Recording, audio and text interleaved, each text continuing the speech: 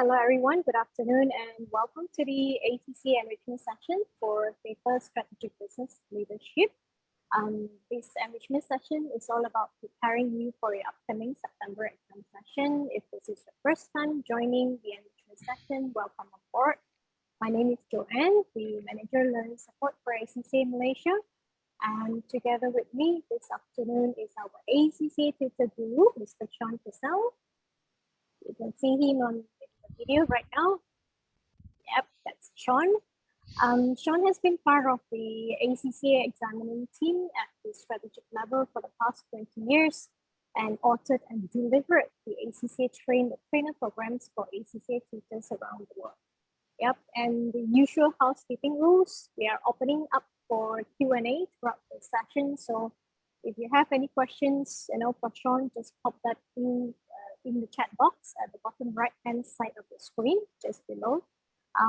Before sending the message, just make sure you select send to everyone so that others can see your message as well.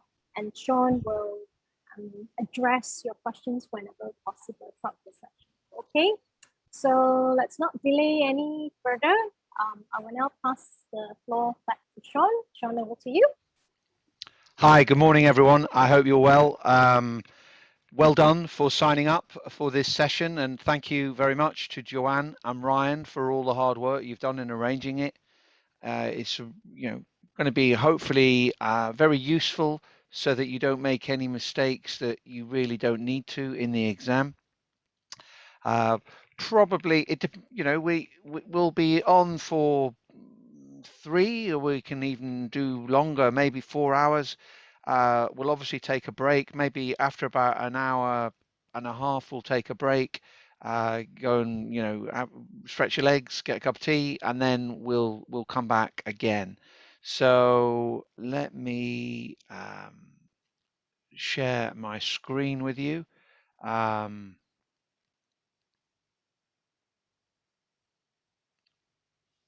second.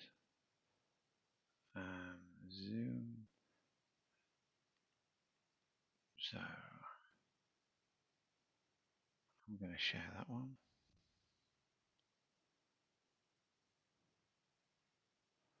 Okay, so I'm going to press slideshow. Good. So let me just get the chat box open as well. It's just closed on me. Perfect. So good morning from London. Or well, I'm actually not in London. I live in London, but I've had to come out of town, and I'm not in my house. But that's the beauty of being able to do things online. You're all very welcome. In terms, what's my background? Well, in terms of my background, I work as an ACCA tutor guru. I've been doing that for nearly 25 years, and I've been coming to KL for probably nearly 25 years, and some of you probably aren't that old, but this is my early memory of KL. You probably don't know what that is, some of you, but that's the Kota Raya bus station, Bas Mini. I think that probably is on Jalan Pudu, which is oh no, yeah, there's a Metro Jaya you can just see behind, kind of near Central Market. And yeah, that's how it used to be. The Bas Minis, they used to be crazy, before any kind of all the beautiful kind of LRT, MRT stuff you have now. That's how it used to be. So yeah, I set a business up on opposite the Swiss Garden Hotel, probably in the late 90s, and that was one of the first professional training accountancy businesses in Malaysia. So I love coming to Malaysia, and I've been there more times than I can remember. I've traveled all over Malaysia on a little bus, so it's great to be chatting to you virtually. It's a shame I'm not there physically, but hopefully not too long now. So that's my background. What I wanted to first of all just ask you a little bit about was I wanted to put a quick poll to you. Ryan, when I click on my poll, the poll doesn't come up. So would you mind launching for me poll 1? Would that be okay? Yep, sure. On, yeah.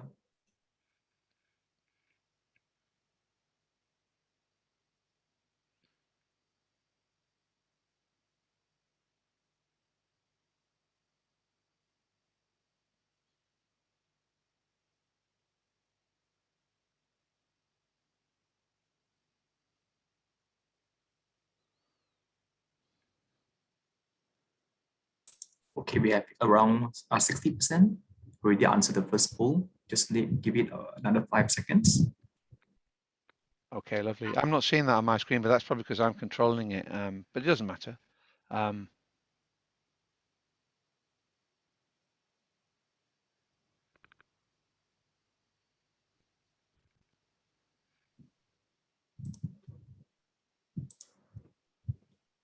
All right, Sean, are you able to see the result for the poll one?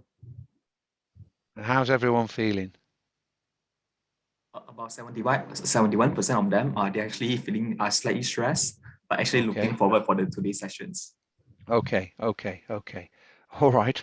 That's great. Don't I mean, it's good to feel a little bit stressed because that makes you kind of, exam ready. And it's good to have a little bit of stress chemical in our blood, but we don't want to have too much. So the way to deal with that if we are stressed is, I think, a little bit of mindfulness, meditation, a bit of exercise. That's what you need to think about. So let me talk about how the session structure is going to flow. I'm going to begin with explaining to you what Strategic Business Leader exam is all about. And hopefully when you understand what it's all about, you'll be able to ensure your answers are reflective of that. I'll talk to you about the exam format and style and what you need to watch out for. I'll talk to you about professional skills marks. And what's different about Strategic Business Leader and other exams? What are the main reasons people fail SBL for? I'm going to look at a recent exam and show you how this is what a good person would do and this is what not so great person would do. And yeah, that's how we're going to flow through it. Please ask as many questions as you like. I'll keep an eye on the chat box, and at appropriate moment I'll answer all the questions. So hopefully, I'm here for you to help you, and in order for me to be able to do that, you need to be chatting to me if you've got any questions, that is. So I want to talk about the rationale to begin with behind Strategic Business Leader and why was it set up. I was actually involved with the examining team on Strategic Business Leader from probably about 2016. The launch of the exam was 2018. I spent a lot of time creating the training for tutors around the world on how to teach Strategic Business Leader. And in terms of what the Strategic Business Leader exam was all about, it's an integrated exam that's kind of written in the context of being a strategic leader. Yeah, that's what they want the exam to represent.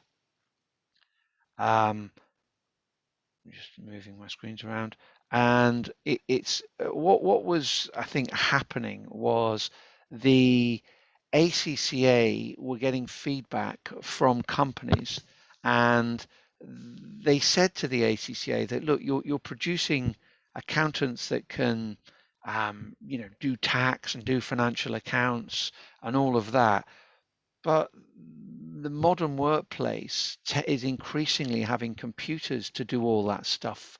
And the skills that we want qualified accountants of the future to have are kind of a bit more workplace related, kind of interpretive skills. Yep. Being able to take on board information and make some sense of it rather than just be able to calculate it all. And so therefore the ACCA came up with SBL, which is an exam which is more practical, involving role play, and basically it's designed to make you behave as you would behave in the workplace. So that's where SBL came from. And it's definitely not an exam where you are just learning things.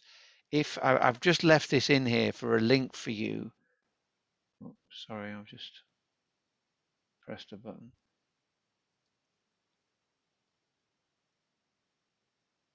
I've left this as a link because it explains to you what the future of finance is, what's happening in the future of finance, and you maybe have a look at that in your own time as a recording. I don't think if we click on it the sound, but I'm not. Yeah, let's just move on.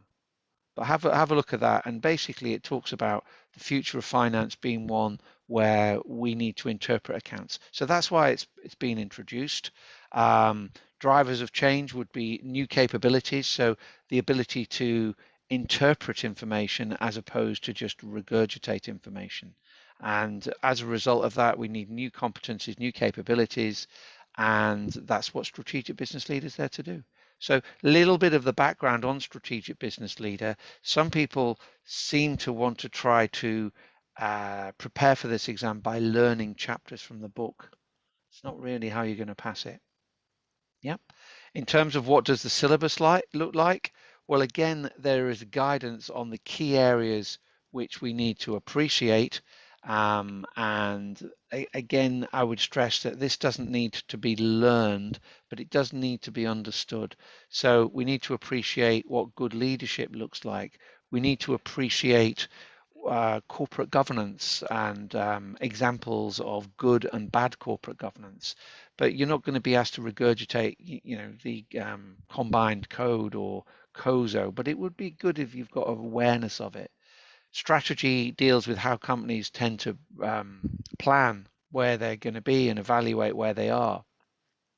Risk management is increasingly important, and we need to understand what good risk management behavior would look like.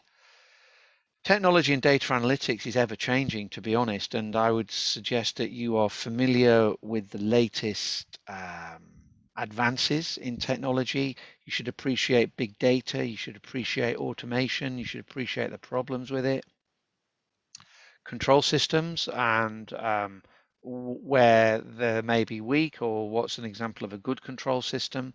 Finance, you should be intelligent about finance. So you've proven in other exams that you can, work out tax and ratios, but you should, you would not be a surprise if you were asked to do basic ratios, but you wouldn't get any marks if you just calculated the ratios. You need to contextualize the figures and say what you think about them and the relevance of them and the consequence of the change in them. Yep. And then the final thing that scares some people is, innovation, performance, excellence, and change. And there's something called the Baldrige Excellence Model. Everyone goes, "Oh my God!" Well, there was a question on that, but the ability to do it was not determined by the fact that you'd learnt it. It actually wrote pretty much everything on there in the exhibit, what that model was. So again, my point is, don't be stressed with learning things, understand them. So for example, let me contextualize that. If a question was on project management, you would know a good project would normally separate a sponsor and a manager. They should have a project initiation document. They should have regular meetings. What else? They should do a post-audit review, a post-project review, that kind of thing. And so you understand that, and that you could maybe brainstorm, that's what a good project would look like. But what a question in the exam would ask you to do would be to comment on the project management approach in, company A, and you would know what the perfect one looks like, and then you'd look at what the scenario project company A looks like, and you would then pass some comment what's good and what's bad. Yep. So that's how it is. And then the red boxes, we have marks for professional skills marks. I'll talk about those in a moment, but it's really important that when we're looking at planning our answer, we look through the lens of the professional skills marks. So I'll talk about more in a moment. And the key thing to say to you, and unfortunately, some people adopt the same attitude as they adopt for a tax exam or a financial accounting exam. Well, my point would be it's not a technical exam at all. It's one which requires application. So in terms of the rationale and background, that's what SBL is. Let me talk about the exam format and style now. So in terms of the exam format, again, this sometimes scares a few people. Sorry, we're doing that twice. 4 hours. But I would say to you, actually, it's a 3-hour exam, which you've got 4 hours to do. Yeah, think of it like that. But you do need to be practicing some exams to time before your exam if you haven't done so already. I think that's absolutely critical that you do that. You only get 80 technical marks because 20 of those marks are for professional skills marks. Yep. So in essence, that should make it easier. And again, people kind of get obsessed with getting 100% on an answer. You don't need that. The exam will give you a pass if you get 50 or more. So it's really important that when you're planning your answer, that you get 50 or more on all of the questions, because if you don't, that's really going to hurt you. You have to get much more than 50 on part of them. You've got to read and digest 12 pages of information. So again, we need to get practicing on that. And there is really only one scenario. So it's, that hopefully makes it easier as well. And what you have to demonstrate is how you would behave in the workplace. And how you'd behave in the workplace, you would combine some of your technical finance knowledge, but you would use it in a professional workplace related way. Yep. So let me have a look. Yeah, thank you for popping that YouTube thing in the chat box. Do we have any questions so far on what I've said?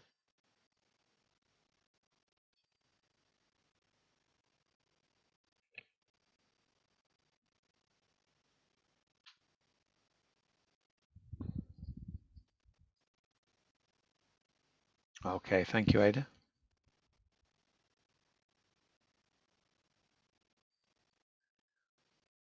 I will move on then.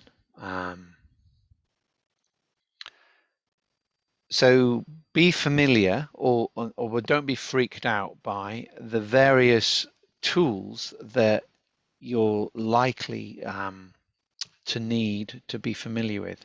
An email, a memo, a report, slides.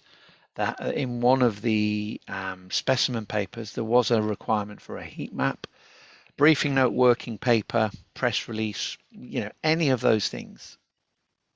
My advice would be acknowledge the request. People say, well, what's the pro forma for a report? Well, if you think the way in which someone at, I don't know, Malaysian Airlines writes a report wouldn't be exactly the same as someone in Petronas writes a report. They'd be similar, but not the same. So I think just be professional, acknowledge the request, and that will be fine. Don't get too, but just make sure you follow the requirement as it's set. So yeah, there are all the different things that we need to appreciate. In terms of what you would get in an exhibit, well, this probably isn't exhaustive, but there's often something like meeting minutes, a website page, a risk register, a newspaper article. There's normally some figures in there, and it's really important, and I'll stress this later, that the figures you have are worked in the spreadsheet section, and you use spreadsheet formula. You don't use a calculator. So yeah, so that's, as you know, if you've been reviewing past exams, what tends to be included there. Right. So that is the exam format and style. I've explained something about the rationale behind it. Let me talk about professional skills marks now.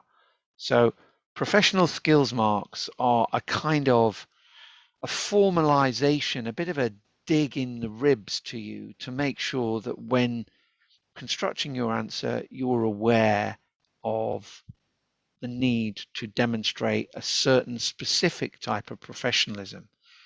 which is mentioned by the mark, be it professional, commercial acumen, evaluation, and so on.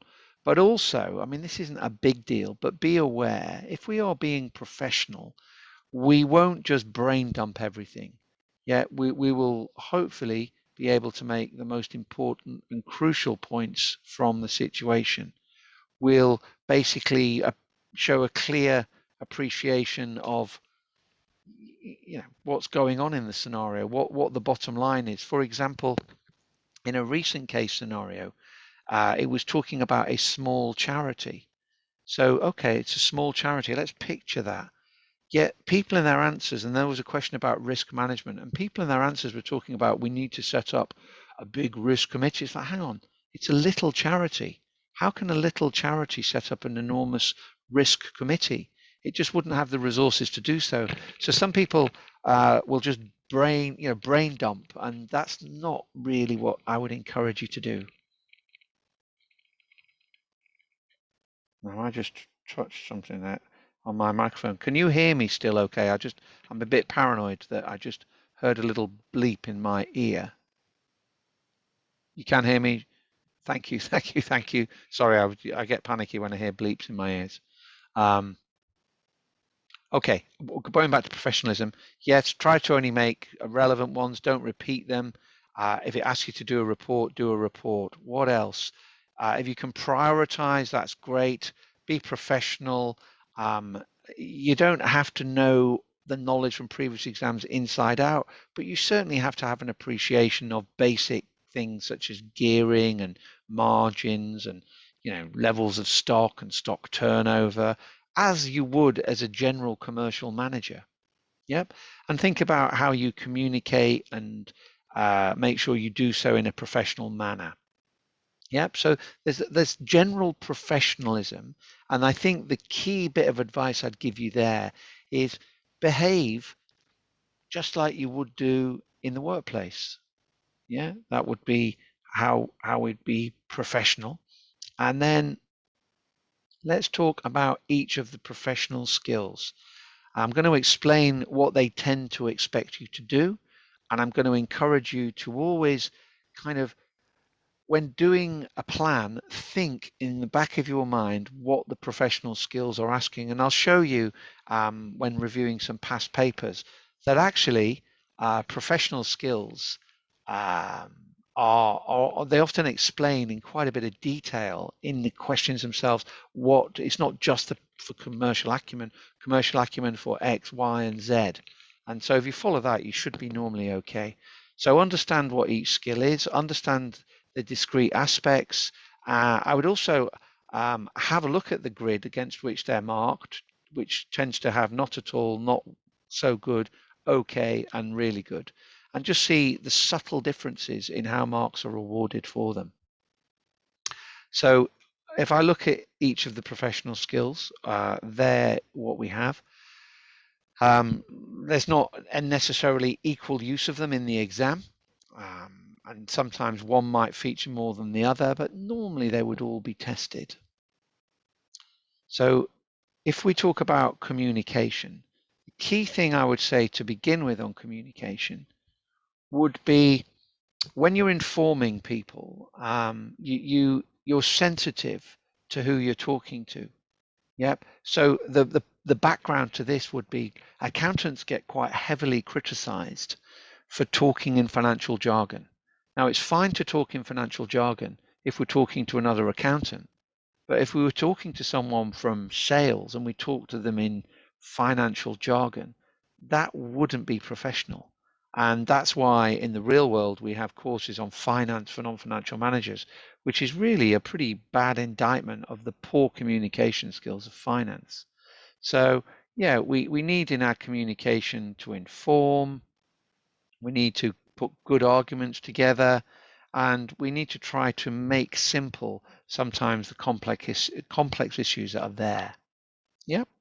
But I think where you will get hurt most on communication skills, if you were asked, for argument's sake, to present something in slide format and the professional skills marks are for slides and you don't do slides, well, you've completely failed on your professionalism with regards to communication, because you were asked to do a slide and you didn't. And when, if the professional skills marks were for, say, commercial acumen and you didn't do a slide, you might lose one, or you would go back one box in the marking. But if it was communication, you'd lose them all, because it's just not following the requirement. Commercial acumen. Well, the way I would summarize, I'll give you some notes on it, but commercial acumen, the way I describe it, would you put $10,000 wheels on your $2,000 Proton Saga? Probably not. But if you're driving a Ferrari, it would probably, you'd have to spend $10,000 on wheels, because the customer who might buy that car from you would expect that kind of standard wheel, but not on a Proton Saga. Would you put, $100,000 kitchen in your small flat in Brickfields that's worth, not a lot? I don't think you would. So, have a good kind of awareness of what's going on. Basically, make sure you're coming across as someone who's commercially savvy, using a bit of judgment, and appreciate that if we did that, we might upset that customer and we would lose a lot of money. So that would be showing insight and understanding what's going on. If we're analyzing things, well, when we're analyzing things, what we would have done, we would have likely to have drawn our conclusion as a result of looking at all of the information.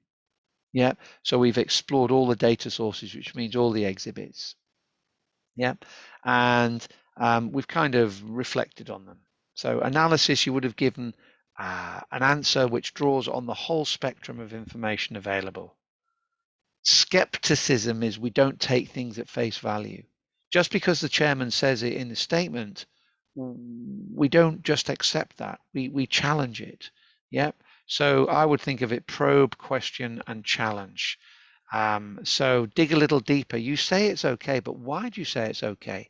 Because actually margin has fallen by 50%, and you say you're performing well. And obviously, if you were addressing this to the chairman, you couldn't start being rude to the chairman, but you would be challenging in a professional manner.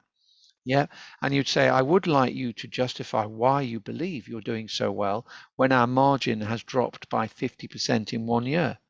Could you give me any other evidence to support the fact that you believe we're doing well? So that kind of thing. So as I say at the bottom there, in a courteous manner.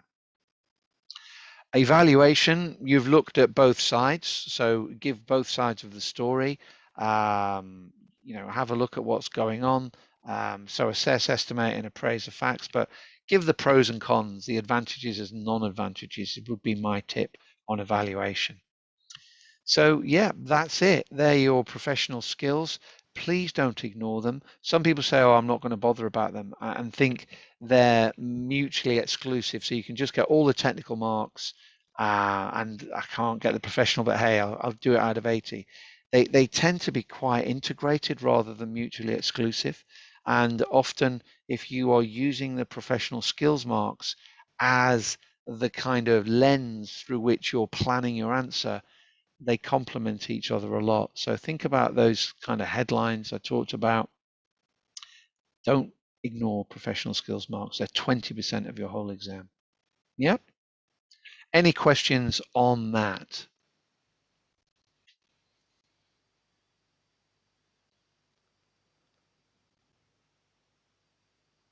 Aaron says, I've noticed questions providing marks for evaluation skills, but it isn't a pros and cons question. You'd have to be a bit more specific, Aaron. I mean, when you're evaluating, you would be appraising the situation, So I'm thinking of getting a new car. Evaluate, the purchase of a new car. Do I get a small one? Do I get a big one? Small one more expensive to run. Less expensive to run. A big one more expensive. A small one. It can't carry as much luggage, and I'm giving two sides. So evaluation would be asking you to do just that, to have a look at the situation. I mean, if I'm really honest, evaluation and when we are analyzing, so evaluation and analysis, I do struggle to, split them perfectly clearly, so they're in the same. But evaluation, you tend to look at both sides. Hopefully that helps, Aaron.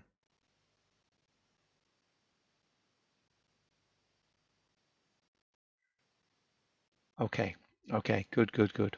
All right, professional skills marks. Please, the point of me dwelling on them is don't ignore them. So, talked about why was strategic business leader launched. We've talked about the exam format. We've talked about professional skills, and I want to talk about now what's the difference between strategic business leader and other exams. So let's talk about that.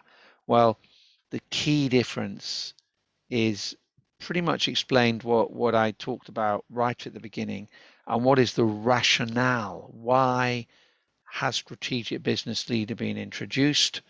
Well, it's not an exam where you learn and regurgitate, because sadly, those things that we learn and regurgitate are going to be done in the real workplace by machine learning. Yep. So it's technical knowledge in a workplace context. We need to be professional in the way we express what we're saying. Yep. That's the difference. That's the difference. You really must understand that, and you must have confidence to express an opinion or express some advice that would be advice that you would be quite happy asking someone to do in the real workplace. So some people are a bit afraid of giving their own opinion on something, but please don't be. And sometimes there isn't a theory or anything to catalyze an answer. It's just, what do you think? And it's like, oh, I don't know. Well, you need to be able to express what you think. What else? The big one. Why do people fail? Why do people fail SBL? Anyone got any suggestions for me? Why people fail SBL?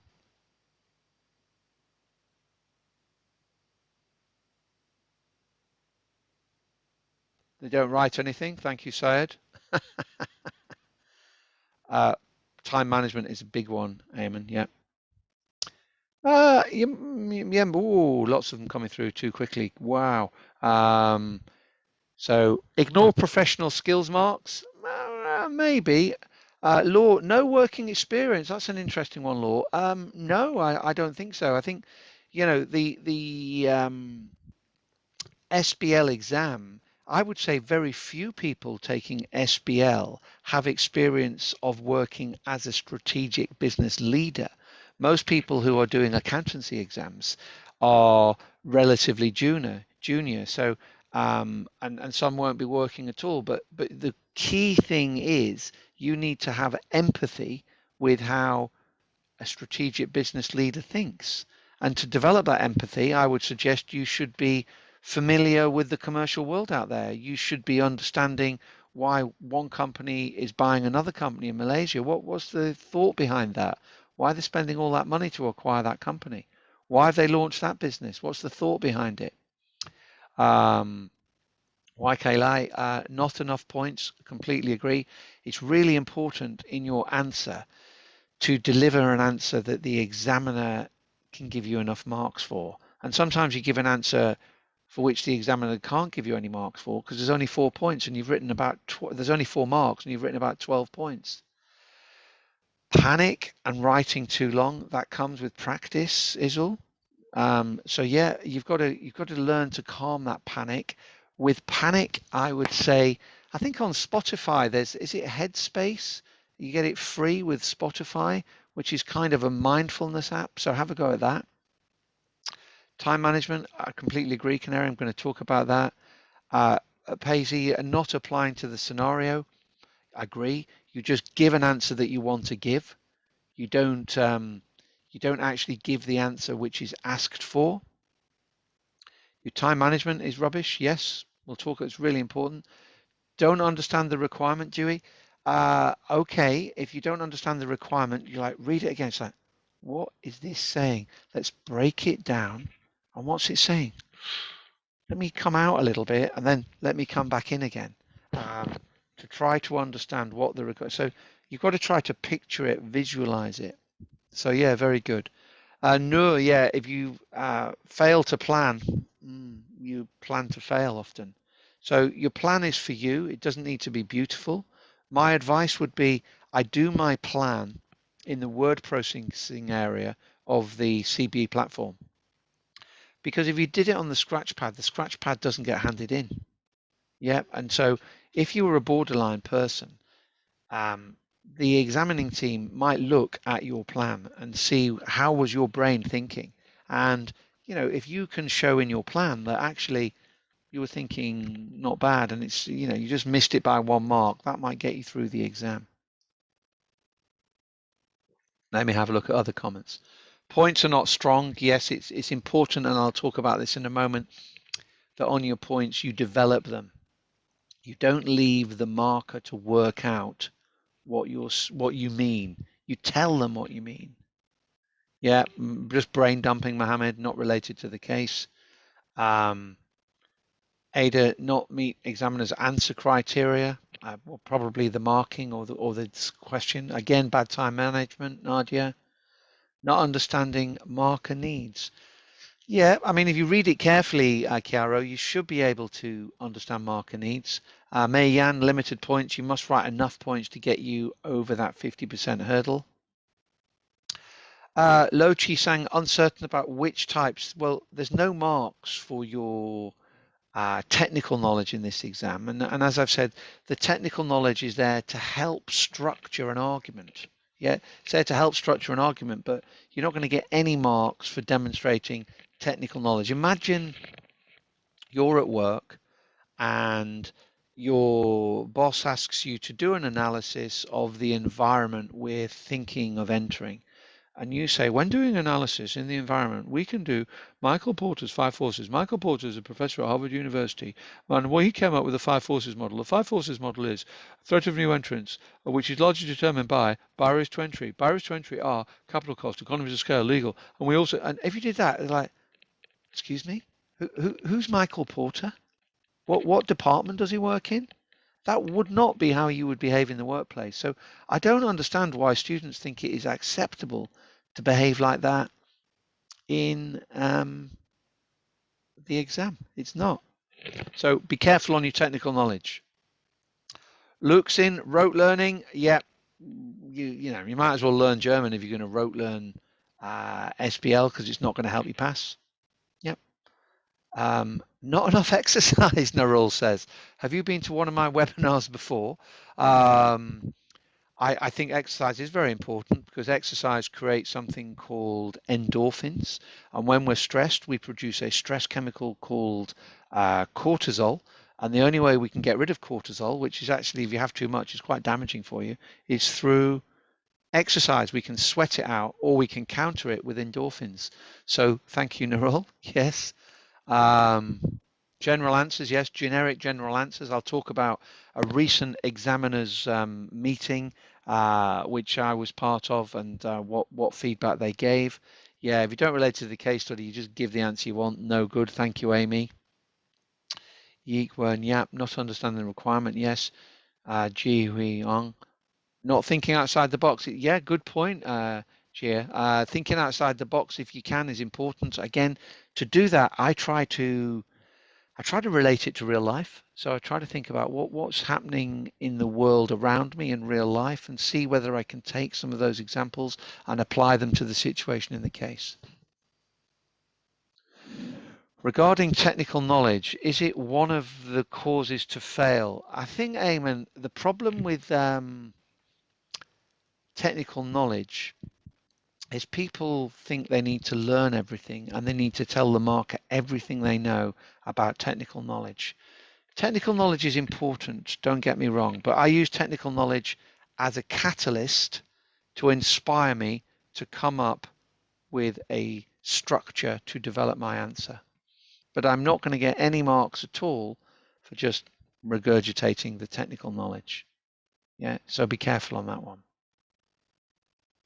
hopefully that answers your question. If you want to come back to me on any of those answers I've given there, please do so, and I'll if it's not clear what I've said, come back to me, and I'll try and explain it further.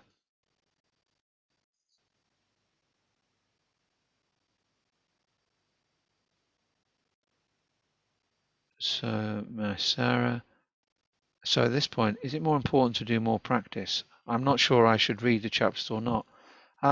Well, my Sarah, I'll say this to you. Can you drive a car?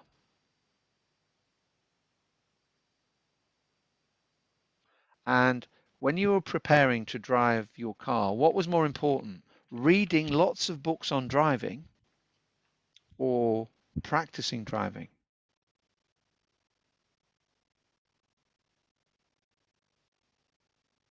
And why would you practice driving?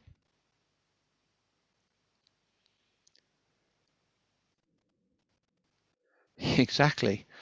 And it's so important to practice answering questions. And I think practicing answering questions to time on the CBE platform.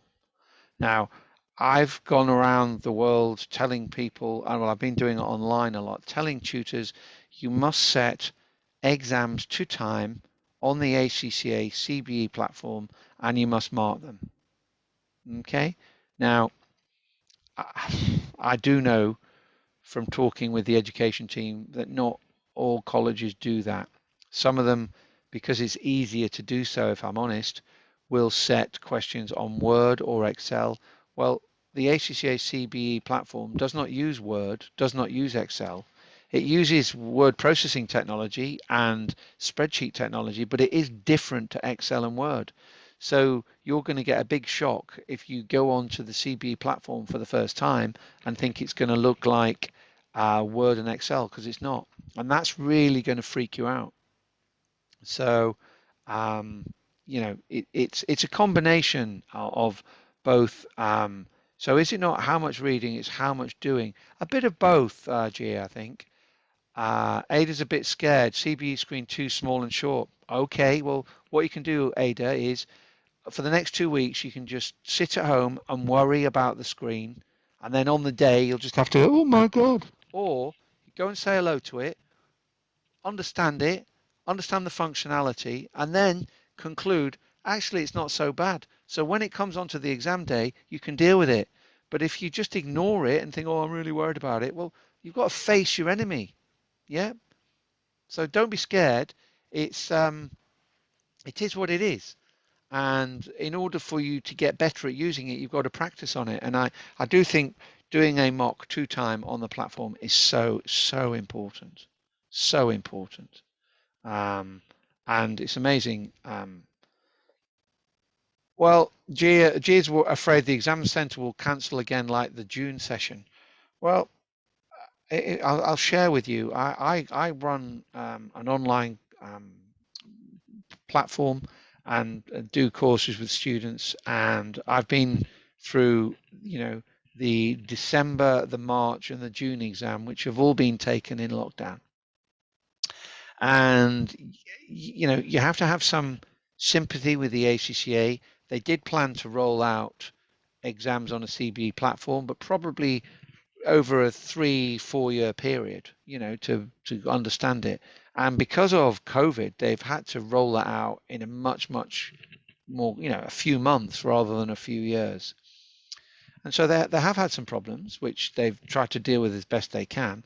But my tip would be, when someone gets thrown out of an exam, don't give up. In fact, I was kind of holding my students' hands. They were, because I have WhatsApp groups with all my students, so they can talk to me whenever they want.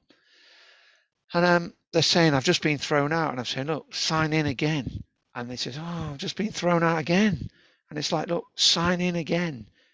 Believe me. And some of them, they re-enrolled for the exam on the morning of the exam. And yeah, they got on. So that's some quirk with the technology. But if you get thrown out, don't just say, you know, I'll do it again in 3 months. What, you're going to waste the next 3 months of your life because you're not prepared to fight. So that would be, I told my students, do not leave the exam center, or do not, don't allow them to say, I can't get on. Get them to keep trying, and some of my students who maybe had an exam book for 9 o'clock, they didn't start their exam till maybe 2 in the afternoon, but they did start it, they did finish it, and they did pass it. But had they not had that resilience and that determination to make sure they do it, they would be doing the exam in September that they could have passed in June. But I'm not really a believer in worrying about things over which I've got no control. Yeah. All you can do is change what you can control, and all you can do is change your future. I never understand students who worry about the exam results after the exam. Can't do anything about it. Yeah. The only thing you can do is not give up if there is any technical issues, and if it chucks you off the system, re-enroll. If it chucks you off again, re-enroll. Chucks you off, re-enroll. As I say, true story, the 5th time, and my students said, oh, come on. I said, look, you don't want to do this in December, you want to do it in June, and they got on. Paisy says, hi, would like to ask that when we're answering the question, is it necessary to mention the name of the models, BCG matrix, explaining cash cow? Well, again, I'd say if you did that, I mean, in the workplace, people would think you're a bit weird. It's not a technical exam, it's an applied exam. BCG is a very useful model to explain the portfolio of products you might have, determined by the market share and growth rate. But yeah, and you don't need to go and explain lots about the BCG. You need to, if it's a cash cow, what is a cash cow? Well, a cash cow is a product which has low growth and has high market share and has the ability to generate quite a lot of revenue. So what we do with the cash cow is the BCG say we milk it, but what does it mean we milk it?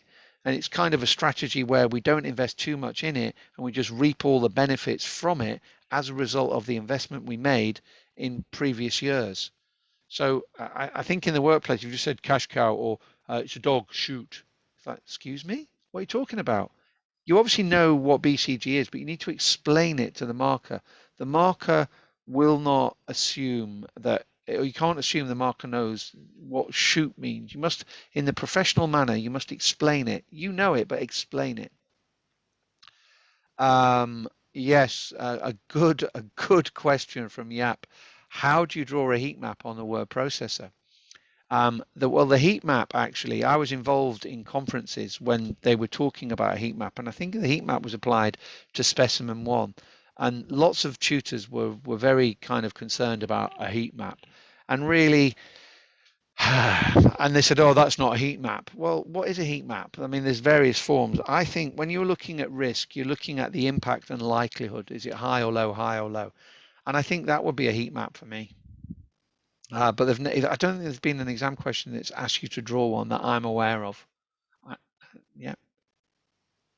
Do you get a mark to mention cash cow, question mark, and so on? No. Why would you? I don't even know what a cash cow is.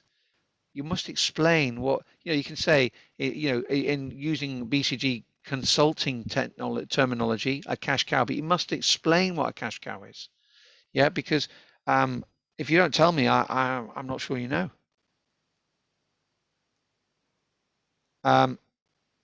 Yeah, I agree, but I've never seen a question. You're an accountant, not an artist. I agree with you, Law, and that did come in a specimen paper, and I think the ACCA thought again. And I mean, what would I do? I would do a table. I'd do a 4-box table. So think about when you're doing, the TARA network, transfer, avoid, reduce, accept on risk. That would be my heat map. I wouldn't do it any fancier than that. And I agree, you're an accountant, not an artist. Any other questions there?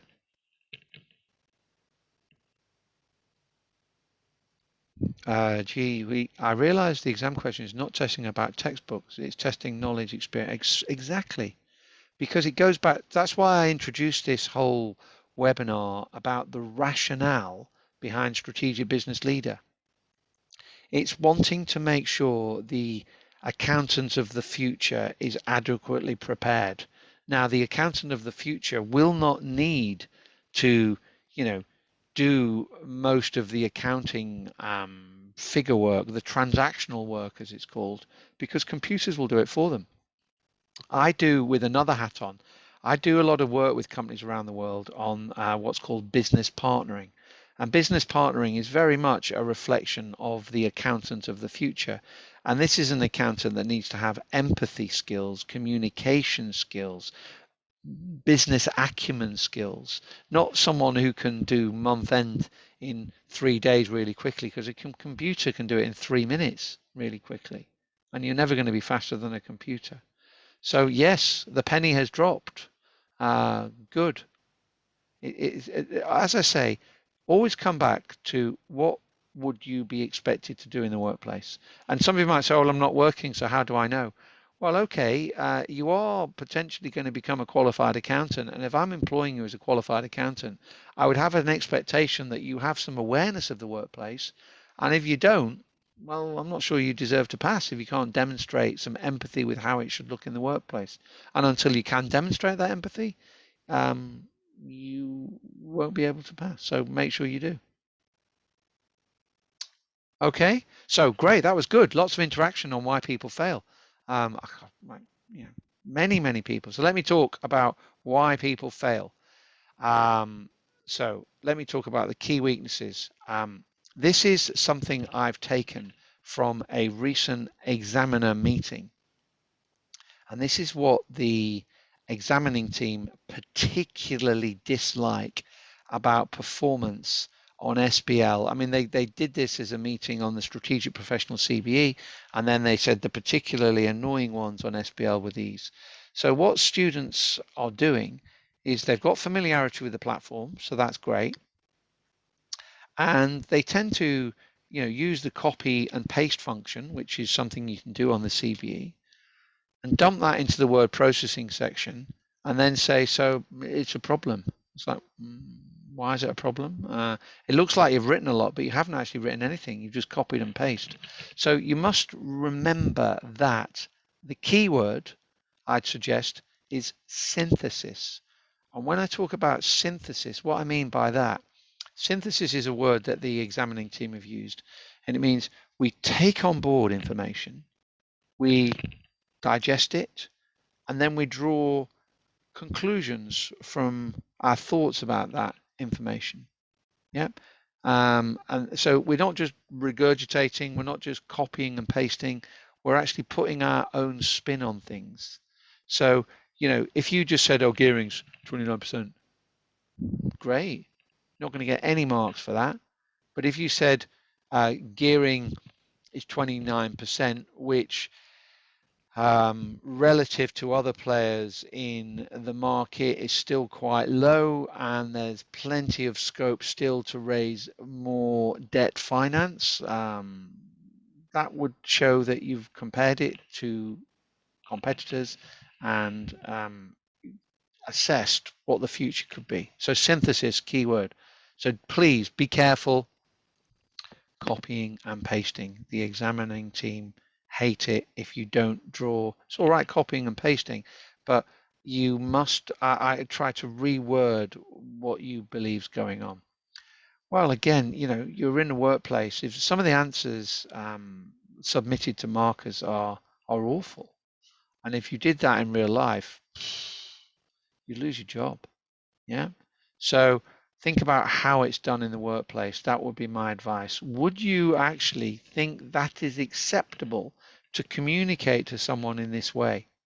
I don't think you would. Yes, this is a shame, but I'll talk more about spreadsheet functionality and word processing functionality, but this is something that isn't being done very well, and we'll talk about how we can actually do it better. And the best way of doing it is, as I keep saying, practice on the CBE platform. Yep. Makes sense. I mean, maybe just let me know if you've practiced on the CBE platform, what problems do you have with it?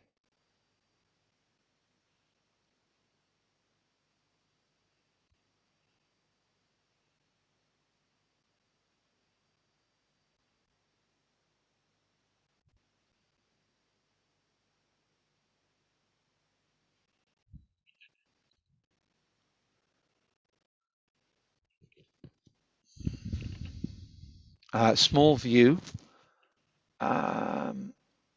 Yes, is this in an exam centre? No.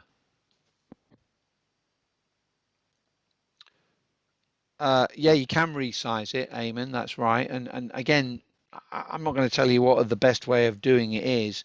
You need to find that out for yourself. Switching between screens, do you just press the cross it? I'm going to demonstrate it, but and it works okay. There's just one word processor response quiz in one sheet. Not sure what you mean by that. I mean, there's word processing, there's spreadsheet, and there's slide. Word processor response. I'm sorry, you're going to have to help me if I'm going to be able to answer that one. I'm not quite sure what you mean by that. Gia. Keep scrolling the exhibits and eyes rolling. Okay, thank you, Nur. Key thing is to practice. Any other problems you've found out with it?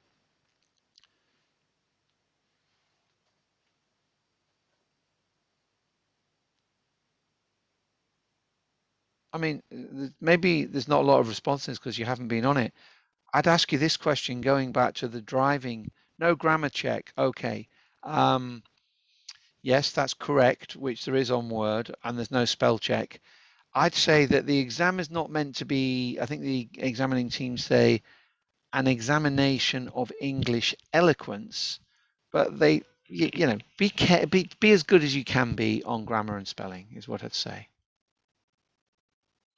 How to capitalize each of every start of sentence.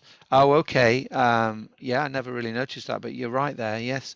Okay, but wouldn't that be what you do in real life, Anissa? I think it would.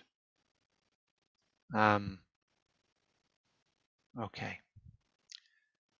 Slide functionality is really bad. I'm going to talk more about that in a moment. But again, practice on the Cbe platform. So let's talk specifics about some of the functionality. Word processing, what do the examining team see that they want improving? Well, the first thing they want improving is you do not make calculations in the word processing area. If you're making calculations in the word processing area, as a marker, there is no way I can tell what you're doing because you've done them on a calculator. In the workplace, if you work for banks and stuff, if you're doing calculations on your calculator, you get sacked. It's a sackable offense because your calculations have to be transparent for others to see, and the best way of doing that is to have them on a shared spreadsheet platform. So you can't, because that's a really, if you're allowing one individual to do something on a calculator, the risk of error is very high. So in a commercial workspace, that's frowned upon. Copying whole exhibits, we've said that already, but just copying the whole thing is like, it's so boring for the marker that, please don't do it. If we look at slides, this is a curious one, but on the slide, the key thing I want you to do is it asks you to do a slide, you do a bullet point, maybe as you would, as I'm doing here, three bullet points, and then in the notes section, bullet point 1, a proper explained sentence about bullet point 1, bullet point 2, subheading bullet point 2, proper explained sentence bullet point 3, subheading fully explained sentence. People don't seem to do that. They just do a slide and then just write anything in the notes page. You've got to make clear connection between the bullet point and the slide note. Ji Hui Young, in response option column, we write our answer in word processor. The word processor congestion in the word processor.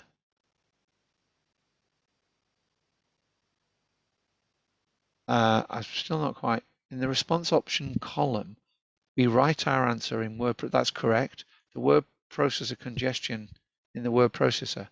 Maybe just have, just rephrase that, I'm not quite clear. Aaron says, for the questions that require calculations, we do them in Excel, right? I make a reference in the word processor, right? Most definitely, Aaron. That's what you would do in the word. If you're doing a report, you do a report, I would say Appendix 1, and Appendix 1 is linked to the spreadsheet area where you've done your calculations. Yeah. So honestly, you must do that. You must do that. So thank you for making me clarify it. But going back to slides, this is what's going on slide questions. When they're asking for slides, some people aren't doing them. If there was professional skills marks for communication, you wouldn't get any. People do slides when they're not asked. I don't quite understand that one, but that's what some people do. If most of the marks on a slide question are going to be awarded for the notes that you give to the bullet point. So you must do notes, but you also must create clear connection between the bullet point and the note. And to do that, you need to link subheading notes. And sometimes, yeah, there isn't slides and notes, so make sure you do that. And then on the spreadsheet area, you know, the calculations on SBL are less than they would be on some of the financial papers, but they could, you know, they could happen. You might be asked to do something. I mean, you would normally copy and paste the figures into the spreadsheet, and you do a few little sums on percentages and stuff like that so that you could comment on them. Yeah. So what would be the issue? You don't reference the calculations in the discussion. Really important that you do that. You haven't actually used the spreadsheet functionality, the formulae. You've just done it on the calculator and written it in the spreadsheet. Don't really understand why people do that, but they do. As a marker, I've got to be able to follow through your logic. If you cram everything into one cell, it makes it really difficult for me to follow your logic. You might have made a mistake. There's something you hopefully are familiar with called the own figure rule. So if you do a calculation that's wrong, but the conclusions you draw on that wrong calculation are the correct ones, you'll be given marks for it. That's the own figure rule. However, if I can't work out what your calculation is about, I can't award you that. Yeah. Again, in the workplace, if you were giving me a report with the numbers to like 7 decimal places and you're not using separators, it's like, come on, it's a bit of a mess. You know, be more professional. Yeah. Yeah, it's unlikely that I've never seen the requirement to use NRV or MPV or IRR, but the functionality of the spreadsheet allows you to do calculations on that very easily. Normally on SBL, you'll be given the numbers as opposed to asked to work them. So, yeah, that's what the examining team have been saying. Does anyone have any points on that spreadsheet functionality of the word processing area?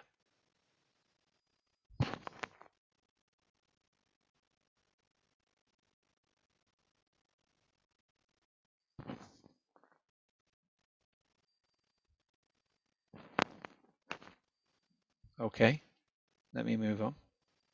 Other things that the examining team said, students just give a very short response. Now, I think from what they say, I think I know what they mean, but they didn't develop it. So I'm not paid as a marker to kind of work out or hypothesize what you mean.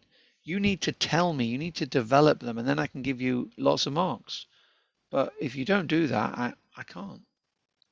Yeah. The best way to do it would be you make a point and then you think, well, so what? What's the significance of this point? Okay. The figures I've calculated, what's the consequence of those figures? Yeah. Maybe if you can, develop some supporting examples, try to picture it. That would be the technique I would suggest for you to expand your points. You can't give a short, I mean, always be trying to, you know, answer the question and then give a so what, a why, a consequence. The first bit will get you a mark. The second bit will get you an extra mark. Really important. So that's key there. So what I was going to do, I was going to do an exam debrief. Now, I wonder whether, so that you're alive and ready to take on the exam, I'm wondering, well, I'll tell you what, maybe let's do one of them. Let's do one of them, and then I think we'll have a break. Yeah, so we'll do one question, and then we'll have a break, and then we'll do another question. Okay.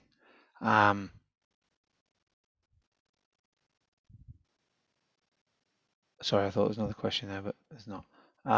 So what I'm going to do here, so it makes it a little quicker, is we're going to have a look at an exam debrief, and I've actually, sometimes there is a lag when we're doing Zoom calls between the CBE and the Zoom. So I've pre-recorded a couple of days ago a way of looking at it. And the first thing, I think, if you're not familiar, you need to become familiar with the CBE platform. And I've recorded a little video on this for you. And I think Ryan is going to play you this. So hopefully it will all run perfectly smoothly. This is what I've used here is I've used the March-June SBL sample paper, which is on the ACCA website, which you can access. And let's have a look at this video.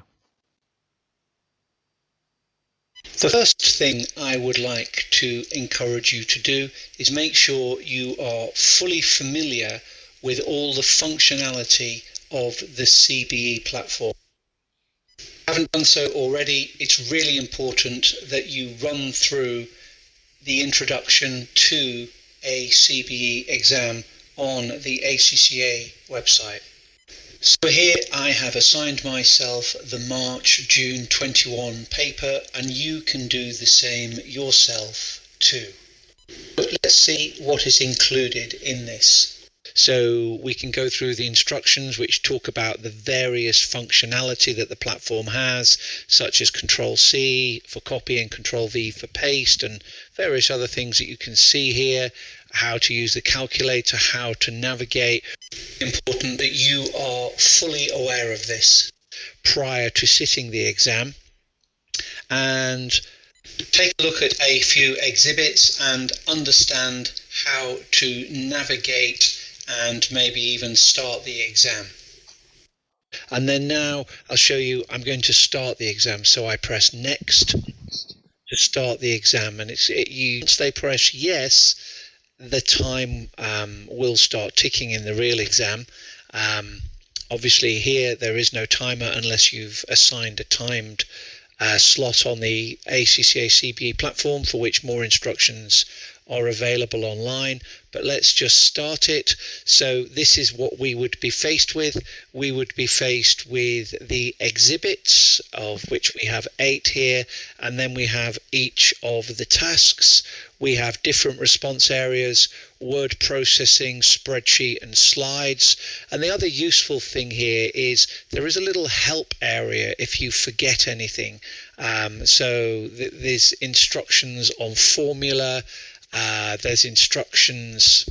Let's go right. So you've got workspace overview, workspace functionality, slide response, which is obviously relevant for SBL, and spreadsheet responses. So I think if you're not familiar, I'm just going to close that little area of help can provide a lot of guidance to students. We should become familiar with how we write out in the word processing space. We can obviously mess around with this, move it around the screen. So again, students become familiar with this. When we are walking through a question, I would tend to, start with the overview. So we have an overview of what's going on here about the North Seaville Community Project, which is a charity. And then we have various exhibits, which or extract from a website, income and expenditure, performance of courses, risk management, and so on. Now, The platform, you could, if we open all these up and people say, oh, how do I manage all the exhibits? Well, you just need to make it clear that if I was to do anything on the platform, such as maybe highlight, and then I was to close that, so let me close them all, any changes which I make will actually be saved. So I made a little highlight on the staff survey. Let's open it again, and there you can see the staff survey, and we can expand that to be bigger so we can read it easier. You really just need to experience and play around with this. But people say, how do I manage my exhibits? Well, to be honest, the platform manages them quite well. You could, if you wish, bring this across, but yeah, I think you need to find out what you're most comfortable with. But I would, any changes I make, they're going to be kept as I just demonstrated on the SAF survey. So I think important to be familiar with the platform. One point on the Scratchpad I would say is in the real exam, information that would be included on the Scratchpad does not get submitted. So to be honest, if I was making any notes or anything like that in my word processor area, I might just title it plan and then, do a plan, and because then at least the examining team can see how your thought processes were working, because the word processing area will get submitted and the Scratchpad won't get submitted. So I personally would do all my planning in the word processing area, but help the marker by making it very clear that what you're saying here is a plan. Okay, so that is an introduction to the ACCA CBE platform. I think it's really important that you on developing confidence on how to navigate it and helping them understand the various functionality which we have here. And once you've done that, we can start and look at a task.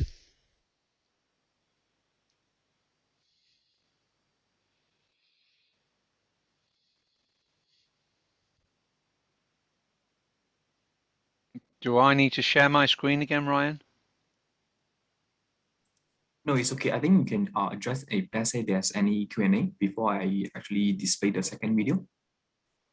Oh, yeah. Let's there are a couple of questions I want to deal with, so we don't need to jump onto that video immediately. I just we have had a couple there questions coming back to me, and Aaron says, is there a certain threshold of typographical errors accepted? No, but as in the workplace, you've just got to be professional. Well, they're not going to say, okay, that is the 5th error that month. That is the threshold. You're now sacked. So no, there's not. But just try to be as good as you can be. Show professionalism. Sir, can we answer without following the sequence? You can do whatever you want, Law, but the typical, not every exam, but there's an event and that event opens up and then that one opens up and that one opens up. So I think you would be, you have to answer all of the requirements, all the tasks. I think you would be unwise to be jumping around. There tends to be a journey which one follows.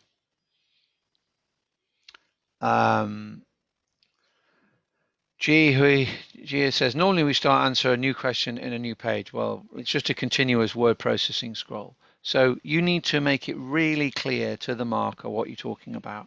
So you need to say, question 1, plan, question 1, answer. Just make it really clear. Do we need to copy all question on the task given the word processor? There's no requirement to do anything, Ada.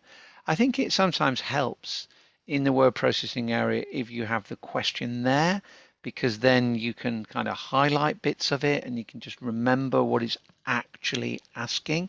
But again, that's in your plan. So I do plan, here's the question, and I would, yeah, work around that. How often do we need to prepare slide during the exam? Maybe never. What you need to do is read the requirements of the question. And if the requirements of the question ask you to do a slide, and they'll say 1 slide, 2 slide, 3 slide, you need to follow the question which is asked. Aaron says, would I recommend doing a plan as it would be time consuming? Well, Aaron, as I always say, fail to plan, plan to fail. You know, if you're going on a journey somewhere where you haven't been before, do you just get in the car and speed off somewhere north? Or do you look at a map and you think about the journey you're going to take? You probably don't anymore because we all have sat nav, but once upon a time, that's what you would do. So you plan it. You know, I do a bit of cycling and I plan my route where I'm going to have lunch. Yeah, you've got to plan. The plan, remember, is for you. Okay, but having a plan, make sure that your answer reflects the marks are awarded. Make sure your answer reflects the various parts to the question. Without a plan, it's very difficult to keep it all in your head. So if you jump into the answer, jump in straight away, you're a crazy man, Aaron. Okay, so please don't. Sir, is Exhibit 1 always an overview? Normally low, yes. Do the exhibit sequence? No, they don't. That's what you have to work out. You are being empowered to work out which exhibits link to the task. So it's not going to tell you, question 1, please read Exhibit 1. You're going to have to absorb all those exhibits, understand their relevance, and as a result, then be able to appropriately put them in each box. Yeah? So is it okay if we do the slide in a word processor? No. Well, Ahmad, they give you a slide functionality, but you don't want to use that. Yeah? You know, is it okay to wash my clothes in the dishwasher? Well, no. Put them in the washing machine. So yeah, please. It's a bit like, I mean, I've never heard anyone actually do that, Ahmad. Obviously, if there was some technical problem with the slide, I'd use my initiative and say, look, the slide option on my particular exam was not working, so therefore I've used my initiative and put it in the word processing area. But if that was the case, you'd have to explain it. Yeah, it's a good question. Nadia, is it better to put a plan before the answer, or can I just put them?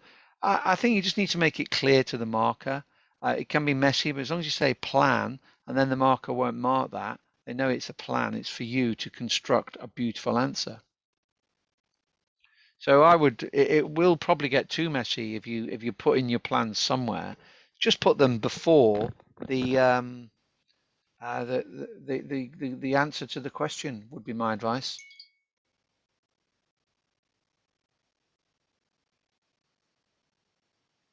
Yep, does that seem okay?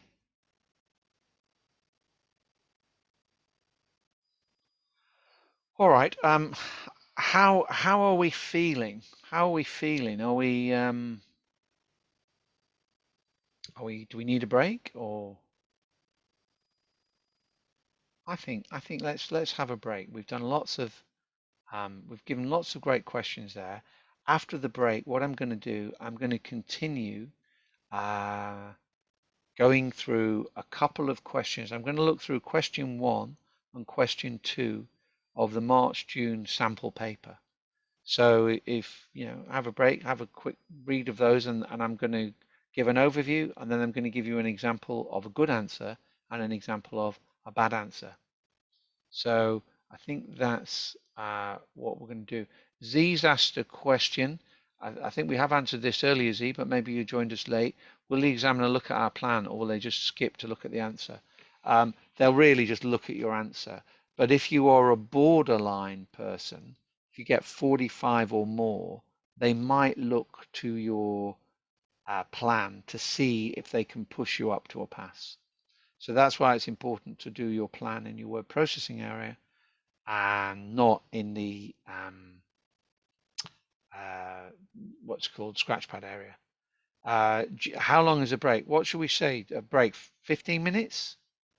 Give you time to put the kettle on. So, yep, so 15 minutes from now. So we're going to start this at 5 past the hour. It's 10 to the hour at the moment. I'll see you at 5 past the hour.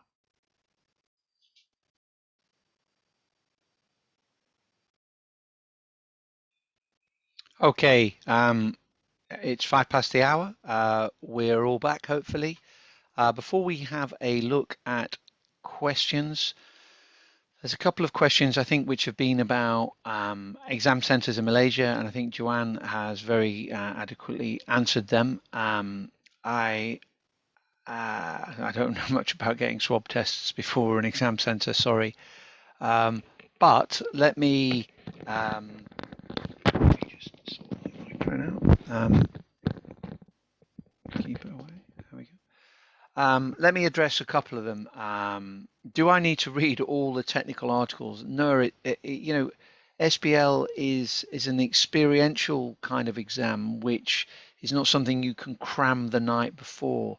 I think technical articles are things which you should be reading to broaden your business awareness. But it's not that the latest technical article has been written because there's going to be a question in the exam on it. That's not the case with SBL. But certainly I think if you're not familiar, you should understand what machine learning is. You should understand what the opportunities big data provides. You know, and so, you know, do you understand what Bitcoin is, distributive digital ledgers and stuff like that, and how they could be useful? I mean, you know, if you did have that, you probably wouldn't need auditors because it's impossible for them using a digital like Bitcoin ledger for it to lie. You know, so be curious would be my advice rather than read every single article. Peggy's worried about things that we've got no control of. Peggy, yeah, in a worst case situation, maybe it could be cancelled, but you know, we have to be resilient and deal with such things where, you know, it's something out of our control. Who knows? The ACCA want you to try to take the exam as it stands. They're scheduled as they are. But if there was some, you know, big, massive wave of COVID in the next week, maybe they might have to do something different. But, you know, deal with it if it happens. Aaron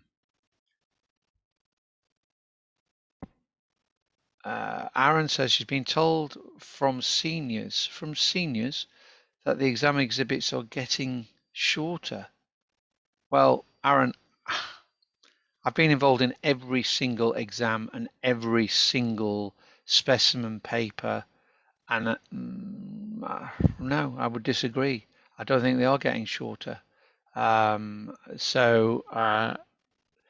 actually, I think there was 8 exhibits if you look in the May-June exam. Maybe they were a little bit shorter, but in the other exams there was 6 exhibits, and this one there was 8. So, you know, the point is you can deal with what's thrown at you. That's the skill you need to be developing to be a relevant accountant of the future. Yeah. Okay. So I think we have a look at another. What we're going to have a look at next is I'm not sure if I put my yeah, is it Cbe familiarity? Wait a minute, my screen's just gone a bit funny. Are you seeing any of my screen, or are you just seeing my face?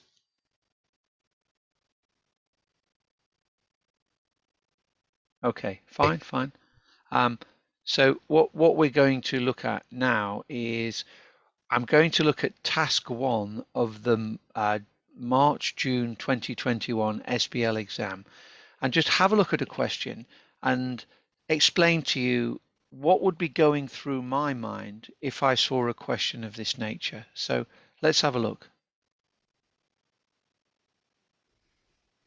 Okay, what I want to do now is just walk through each of the tasks and tell you how my brain works when I see the requirements as they are shown in the March-June 2021 paper. So let me click on task 1.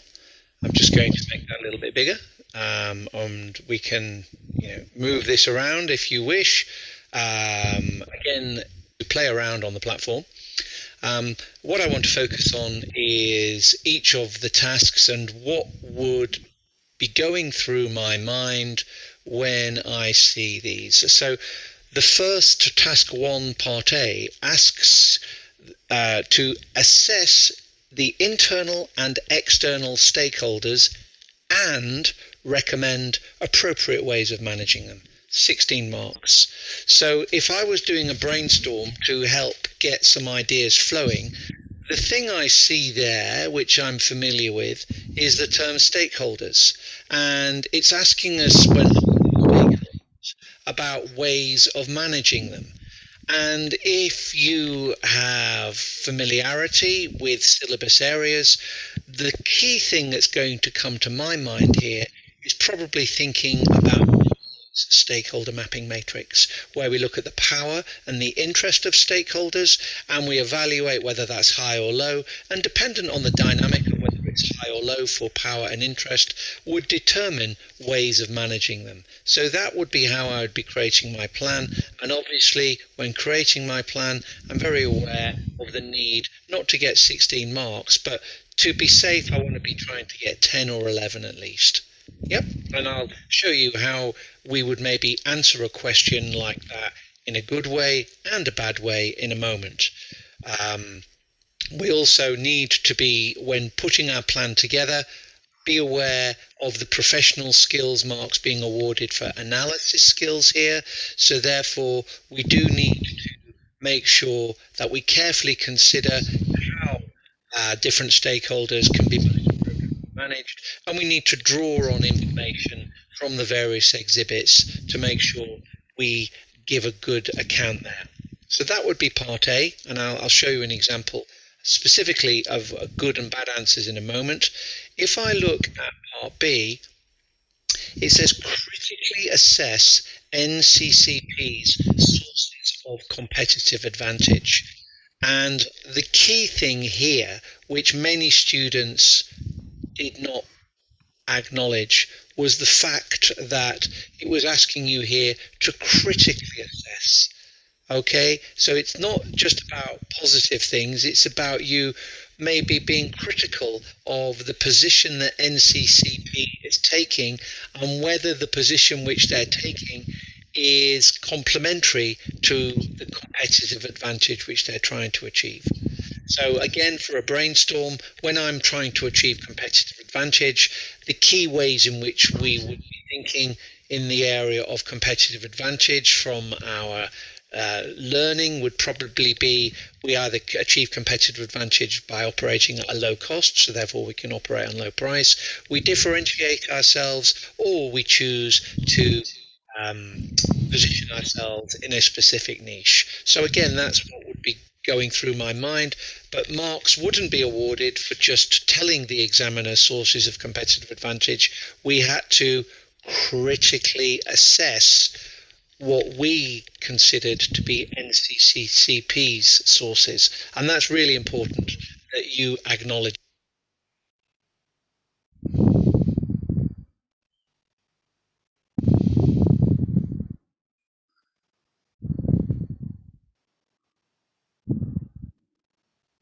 Okay. So there's an overview. I don't know whether anyone's got any questions before I give you an example of good and bad answers.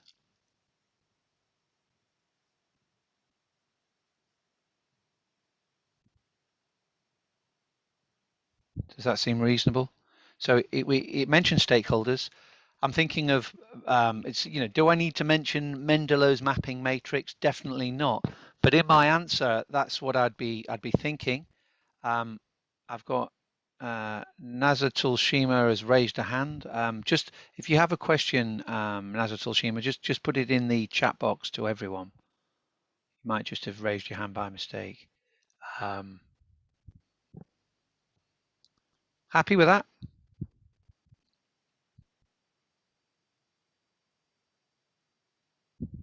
Okay. Let me now play a video which I recorded giving you an example of good and bad answers. So let's have a look at a sample answer. And what I have here is an example of what I wouldn't want a student to do. And what you can see in this answer is, if we just go back to what we were asked to do, assess Nccp's internal and external stakeholders and recommend appropriate ways of managing them. Well, what begins here is an organizational stakeholder can be defined as anyone who has an interest in an organization. Okay, there's no marks gained there, so that time spent writing that is not gaining you any marks. We're asked to assess, not define, who the stakeholders are. It then goes on to say, when looking at organizational stakeholders, we can use Mendelow's Mendello is a stakeholder mapping matrix. Well, it doesn't quite make perfect English, but there are no penalties for poor English or poor spelling. I can kind of understand what they mean. They're talking about Mendelow's stakeholder mapping matrix, but again, there's no marks given in the exam for defining any theories. It's not a theoretical exam, it's a practical exam. Certainly Mendelow's matrix could be a good catalyst for us to develop some ideas, but it's not something that's going to gain us any marks. So it then goes on to say we need to look at all the stakeholders of the organization and decide on their levels of power. We categorize power that stakeholders have as high or low. We'll then look at levels of interest each stakeholder have and also classify that as high or low. No marks for that first paragraph because it does not answer the question.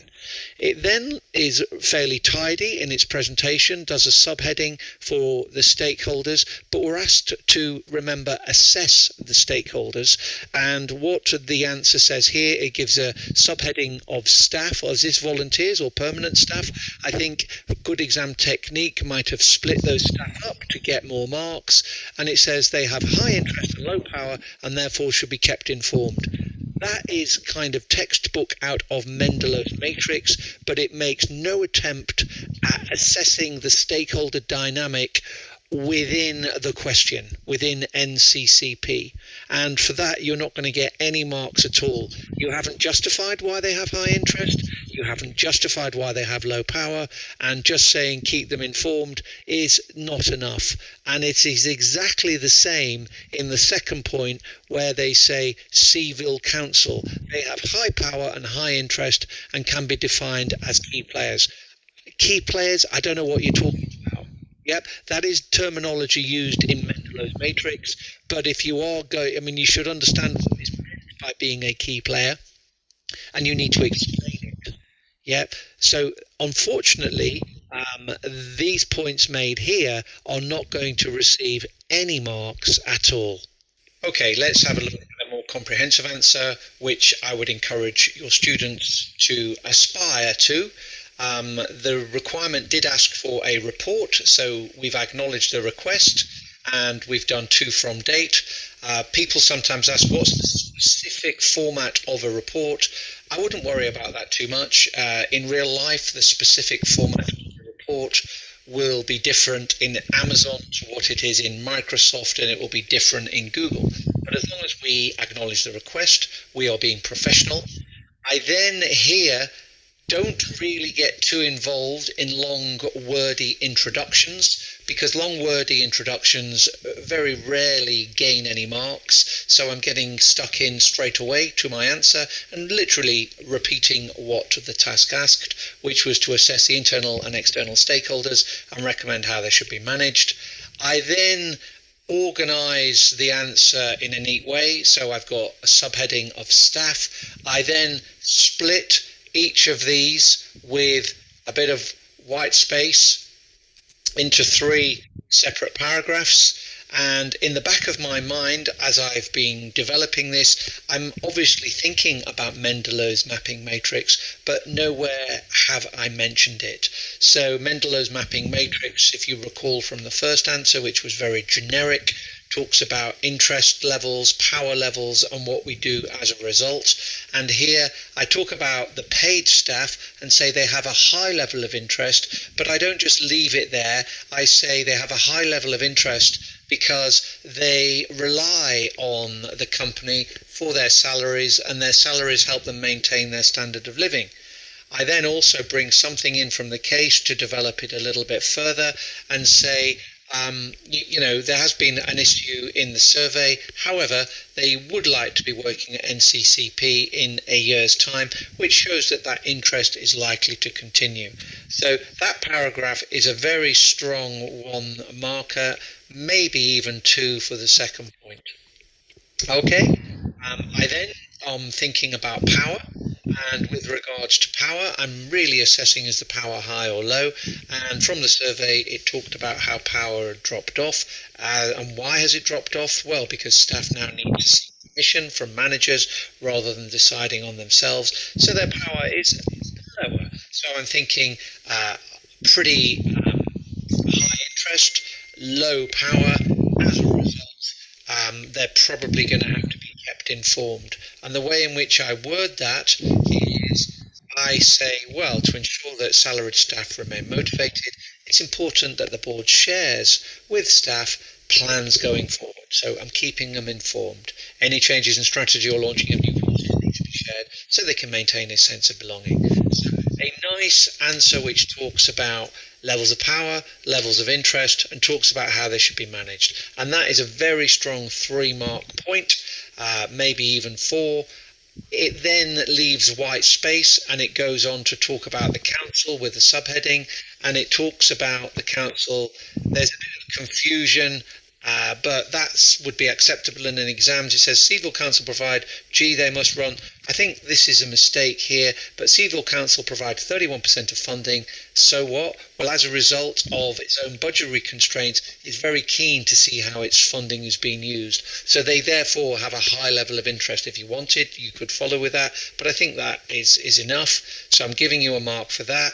I'm then going to think about power. Again, a spelling mistake, but as the ACCA say, the exam is not an examination of English eloquence. I understand what's being said, but I'm talking about the council power here, and the council have a clear criteria that Nccp needs to follow if they're to receive funding. So as a result, they are quite powerful because they call the shots on how they behave.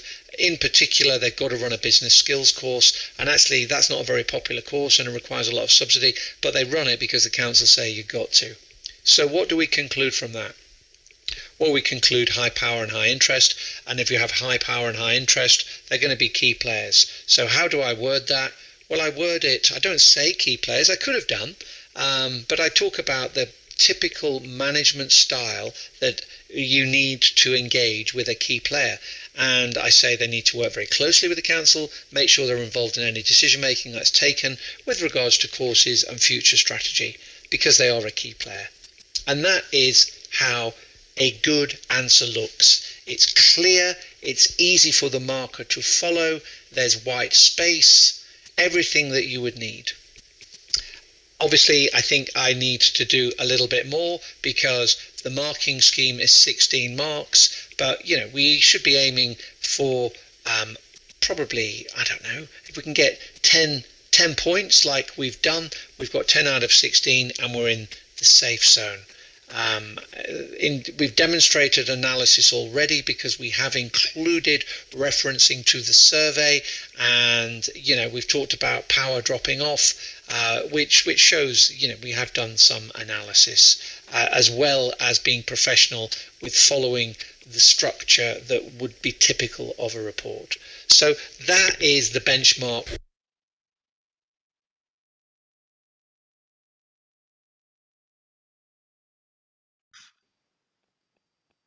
Sorry. I apologize if there was some heavy breathing during that video. I think my microphone here had come across, and so I didn't realize. So apologies, that was me. Question on that from Noor said that if we wrongly relate the stakeholder with a level of power and interest, I don't know whether there's a right or wrong, but we provide an evidence and an explanation. I think, yes, sometimes it can be a little subjective, not always. Sometimes it's very clear. So, for example, in the context of this case, the council provided about 40% of the funding, and if you didn't put on a certain course, they withdraw their funding. Now, I would say they're pretty powerful, and they've got a high level of interest and they're powerful, so the council would be key players. But notice in my answer, I wasn't using the kind of Mendeley matrix. I wasn't going into the technical detail, but behind it all, it was very clear that Mendeley was the framework around which I was organizing my arguments. Yeah. So that's the skill I want you to develop. If you haven't had a chance at looking at the March, June paper, I would ask why not, because you should be all over those. But if you haven't, have a look and then maybe replay this video and consider the way I put together my thought processes.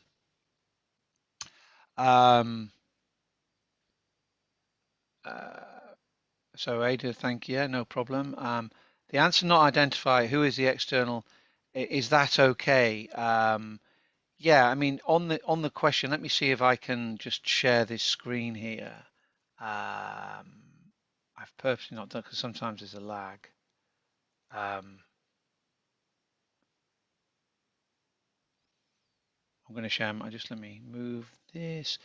Let me share my screen. 1 second. All right, I'm just going to share that, and I'm going to expand this. Boom. Let me just open my chat box so I can see if there's any queries. So just to remind you, let me expand this.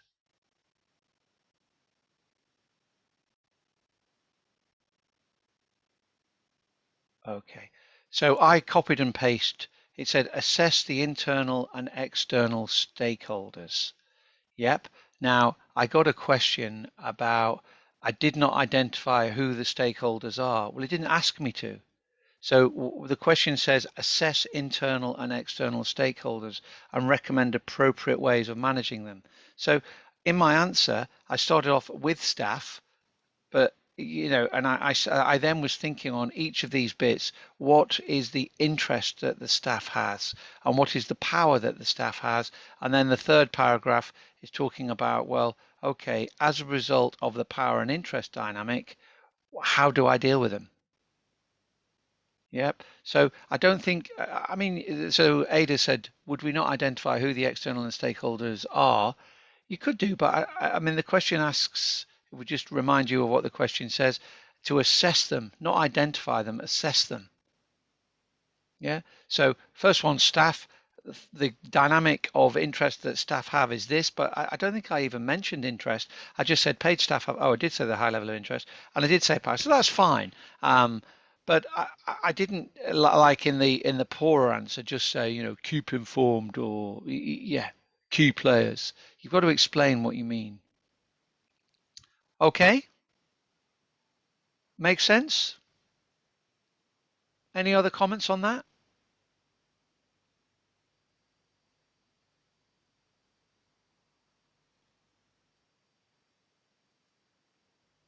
So for B, notice you made some notes on the question, report NCPs.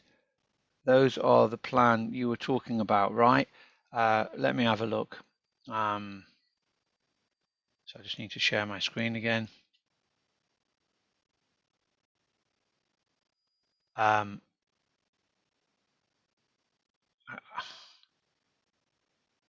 Well, no, these were just, that was a different, I'm going to go through that in a moment.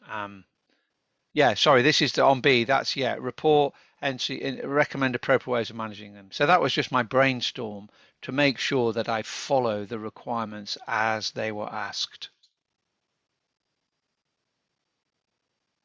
Okay, hopefully that helps, Aaron. Okay, so you can see that the first answer that I demonstrated did write quite a bit, but it didn't actually write anything that answered the question asked. So sadly, got no marks. And I want to give an overview of another question from this exam and give you again a couple of sample answers to demonstrate good and bad. So Ryan is going to play, I think, question 2, and we'll have any question. Just so that's what we're going to do. How many points to write for 16 marks? Just before we play it, Ryan, just let me answer that one to M. Well, how many points do you think we need to write for 16 marks, M? No, it's a key thing. Yeah, probably 8. I would be, as I've said, writing a point where I follow through with the consequence, the so what, maybe an example, and my point I give can be hopefully developed into 2.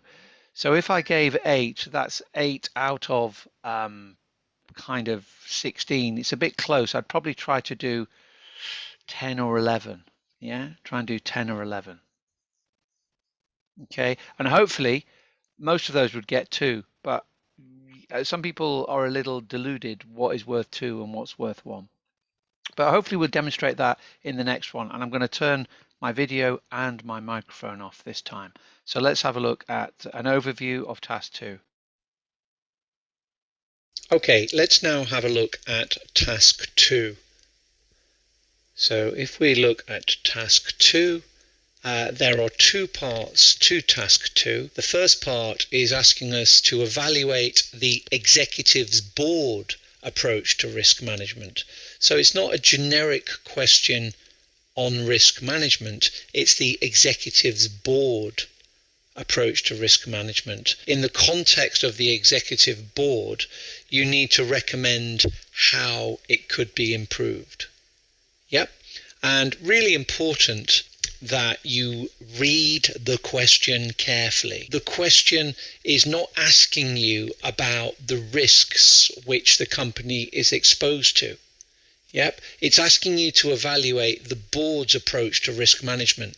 Now, some people would have maybe learned a list of risks that companies are typically exposed to. Yep, but that is not what the question is asking. They're asking about an approach to risk management. And if you simply talked about evaluating specific risks in the risk register, you wouldn't get any marks. Yep, and that's a really important point. You need to evaluate the board's approach to risk management. And, you might bring in things that previously they weren't that keen on getting involved in risk management. Yep, they did a risk register for the first time. It was a one-off project. Yeah, it's not really being done very well. That is where the question is going on that, and it's quite specific, really, how to answer that, as opposed to talking about all the risks which they're exposed to.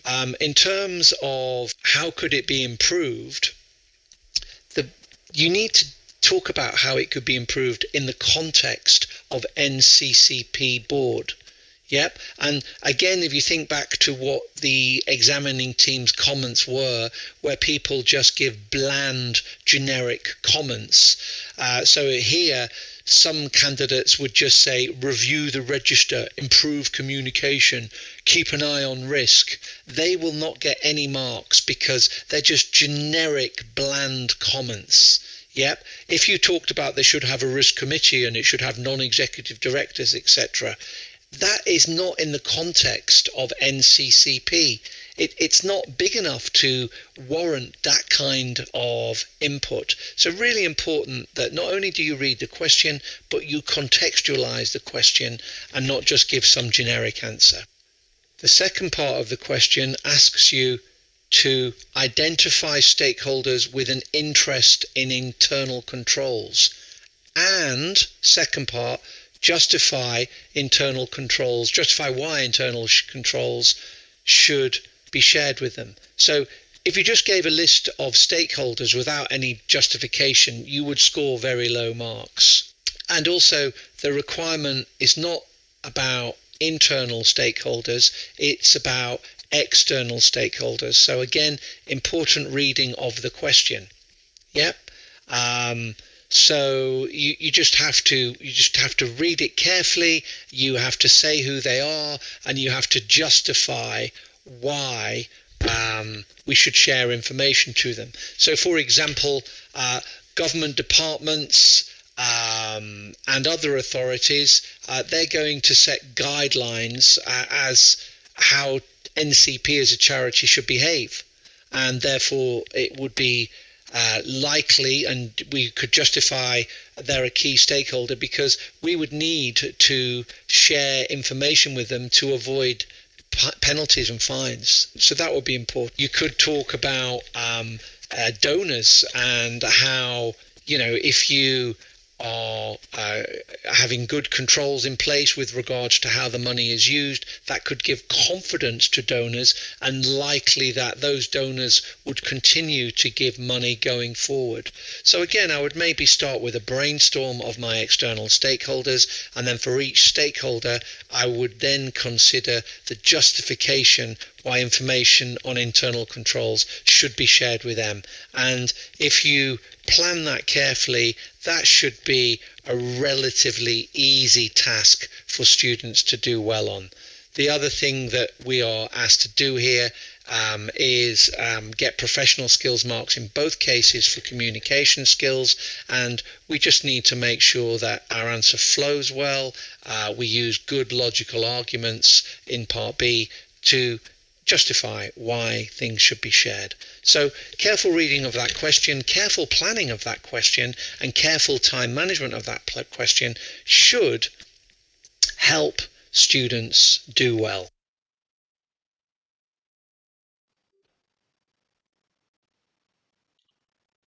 Okay, so there's an overview of it. Noor's just coming back with a point about 8 points. Is it 8 stakeholders? No, it's not 8 stakeholders, Noor. It is 8 minimum points. If you look at the answer I gave, I talked about the stakeholders as a subheading. I talked about power, 1 mark, maybe even 2. Talked about interest, 1 mark, maybe even 2. I talked about how I would manage them, 1 mark, maybe even 2. So there's at least 3, and that's what I mean. But so there's a question 2 from the exam for us to think about.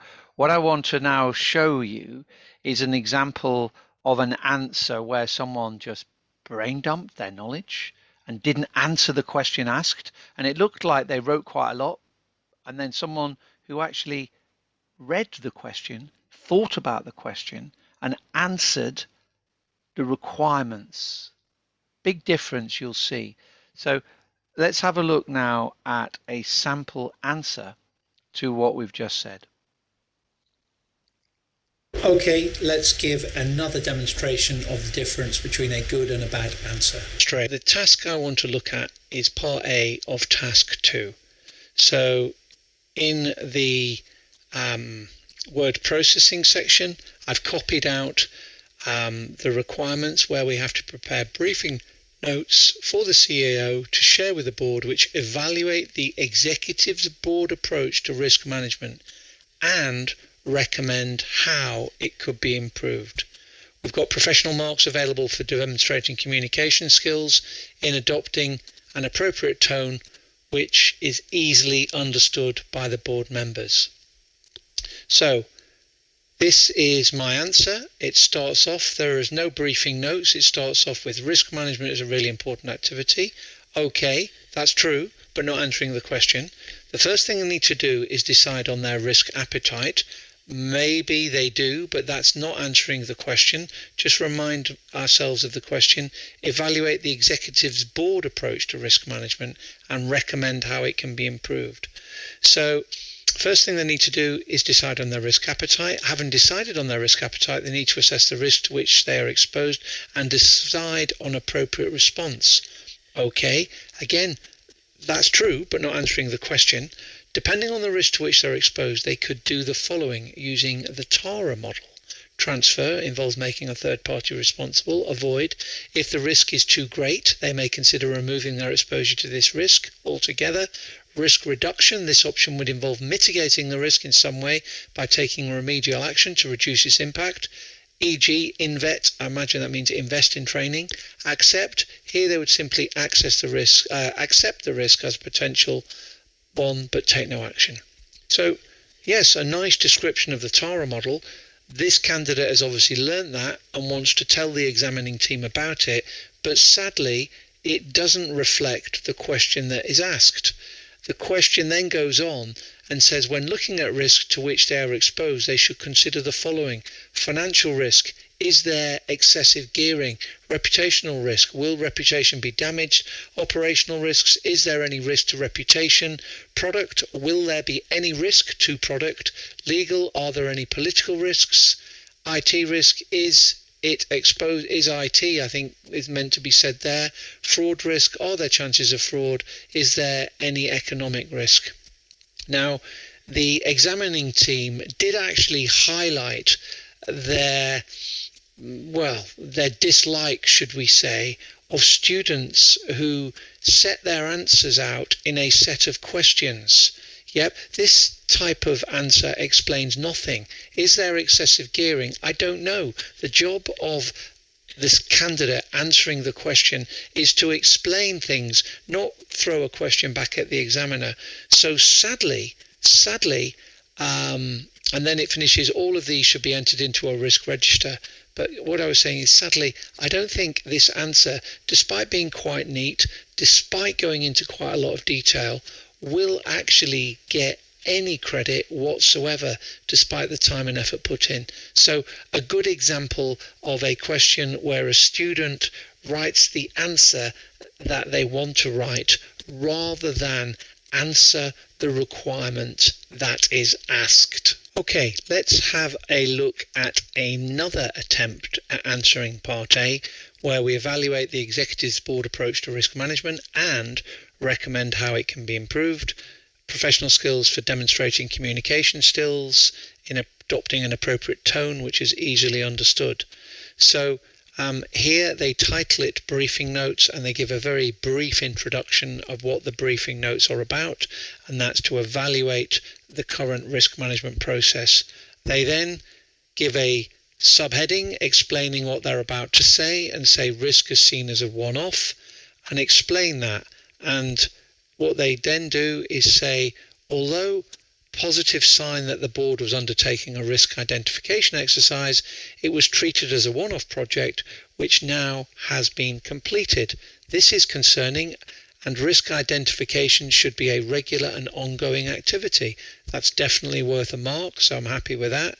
And then it goes on in the next paragraph to say, to improve the situation, clear timetables should be created where risk identification can take place, and the date of this should be communicated to all staff who are relevant to the particular risks identified so that they can contribute to the discussion.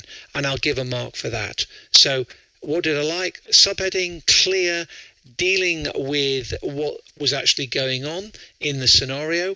It was a one-off project. How do we overcome that? We make it more regular.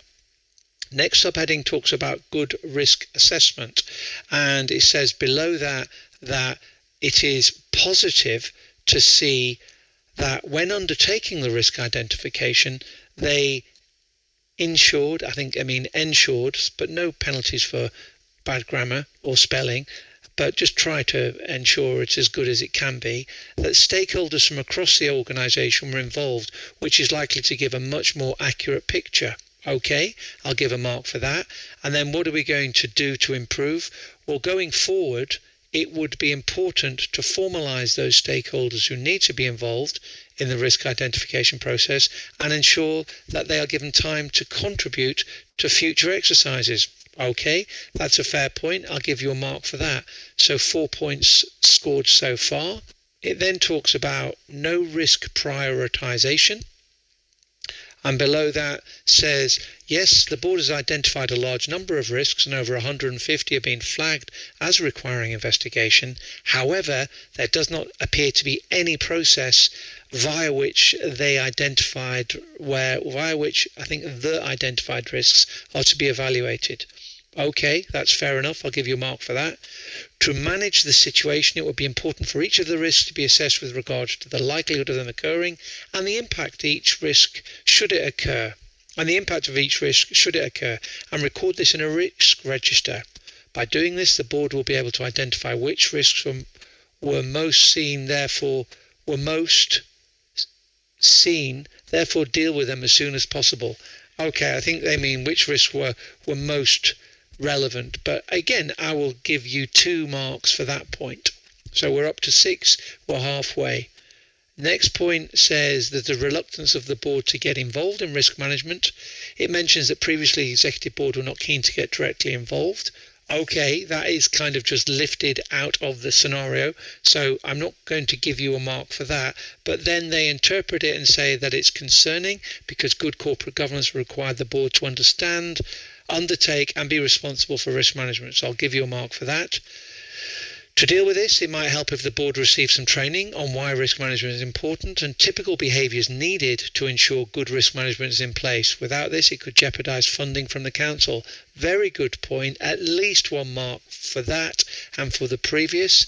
And then it goes on, and it's nice that they leave white space because that kind of sends a clear communication to the marker that, and now there is a separate point. And this separate point says it might be a good idea to extend training to all members of the organisation so that everyone is aware of the importance and the need for good risk management. I think because, I'm going to give you a 3rd mark there. So what are we doing mark-wise now? We've got 2, 4, 6, 9, and they've added a couple more, which it all seems a bit rushed, is the next point. It all seems a bit rushed. Explain. Well, the deadline which has been set for action of the 150 risks is to be investigated is only 2 weeks and is inadequate to effectively deal with the situation. Fair enough. Yep. You've said it's inadequate, you've interpreted. So going forward, it would be appropriate to allow appropriate time for the planning and mitigation of risk, and there should be an establishment of clear risk management policies. Yeah, I'd be happy with that. So you can see this answer isn't as comprehensive as maybe model answers given by the ACCA in the official answers, but this is a very achievable attempt, and in terms of marks scored, many more than the 50% required. 2, 4, 6, 9, 11 out of 12. Yep, not that difficult to do, but was facilitated by appropriately answering the question asked and focusing on the marks that were available. Also, we were conscious of professional skills marks for communication, which made us communicate the way we did.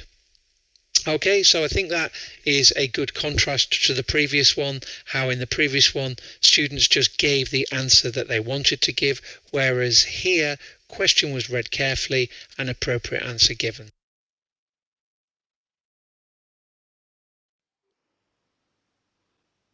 Okay, so hopefully that was useful. It's really worth probably playing that back and looking at the first answer, which looked quite a lot, but all it was doing was going into all kinds of like irrelevant stuff. There is a worrying trend among some students to be asking those rhetorical questions with question marks. The marker is not paid to try to deduce what you mean. The marker is paid to give you marks for the answer that you explain to them. Yep, really important. Noor asks, can we answer the question using tabular format? Well, the advice, Noor, would be to answer the question in the format which it is asked. Sometimes they do ask you, and there have in past exams asked about a particular format. You just need to answer it in the format asked. Be careful being too brief. We, in our exam, are trying to maximize marks. Okay, so I always think when answering questions, it's a bit like if I'm a Michelin-starred chef, I could just dump the food on the plate, but in a fancy restaurant, the food is styled. There's nice little swishes of sauces, so it looks more tempting. It doesn't really taste any different. It all goes in your mouth. But I think if you're going to be charging, a lot of money for a plate of food, it needs to be styled that way. So in the same way, if you're going to be gaining a lot of marks for your answer, it needs to be styled in a way that makes it easy for the marks to be gained. Okay, so do you have any questions on what I've just shown to you?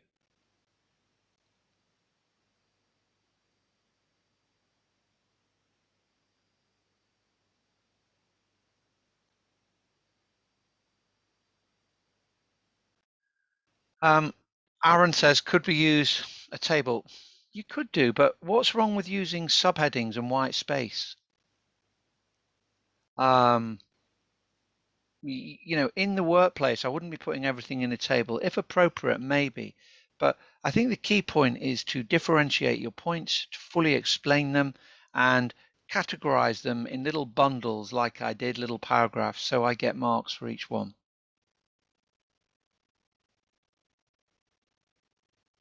Yeah, I think if you digest that again, it will, you know, it'll be a really good benchmark of how to do well in the exam. Okay. All right. I'm going to share my screen again. If you sure you don't have any more questions on those answers, and that's kind of pretty key, I would say.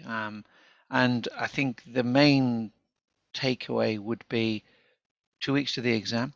If we haven't fully reviewed the March, June paper, we definitely should do. We should also have looked at the examiner report on that paper, because that gives things that the examiner really wants to see improvement on. And to check that improvement is happening, he will be following up on the things said in the report in future papers. So have a look at that. Right, I'm going to share my screen. 1 second. Right.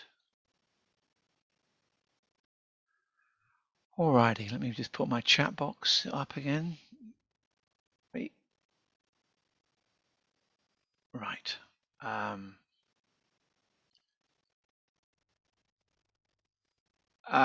So Aaron says, noted that the briefing notes were addressed to the CEO.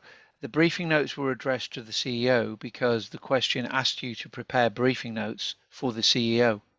So all I did was follow the request I was asked to do. If we were talking, must the answer tone sound more formal? We're talking to the C, it should be respectful, yes. You wouldn't be talking street speak with the CEO. I mean, think about it. I mean, let's step back there, Aaron. If you're a management consultant providing advice to a CEO, how are you going to talk to them? Just think of it like that. You know, what kind of language would you use? All right, mate. I don't think so.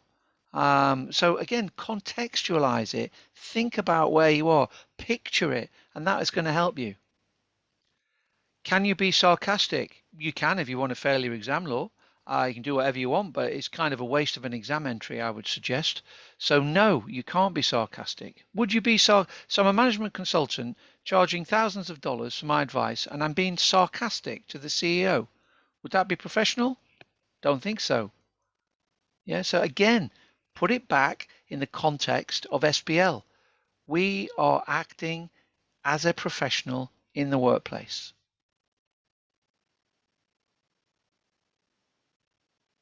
Right, so we've gone through those sample answers. Let me just see if I can share a poll with you here. I think I have to get it out of screen mode. Apologies. I'm going to stop sharing. Just actually, I didn't ask you this poll, but I'm going to launch this very quickly. Just, I am assuming, and I can say something, just let me see what kind of proportion. I'm assuming most of us are doing September, but if you could just give me some quick feedback to that poll.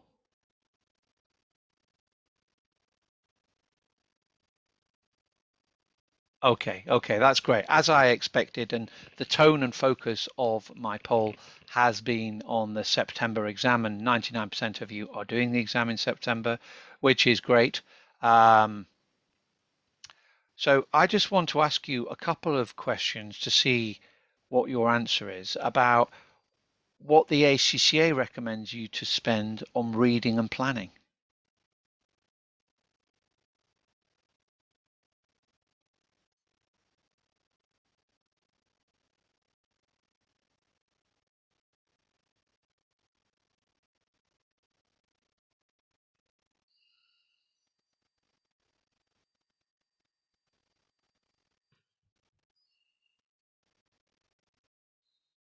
Okay, interesting. I'll give you 10 seconds, and then we'll close the poll.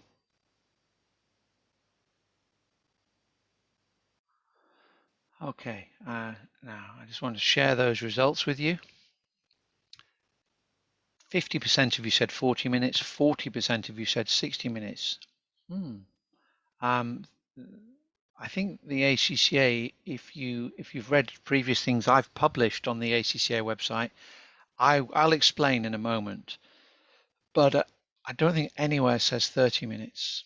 Yep, I would recommend probably 40, but if 60, maybe, but I'll come back to that. So thank you for that.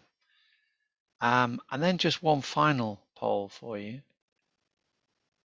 How much time when you are doing the exam are you going to spend on mark allocation? I suppose it depends on.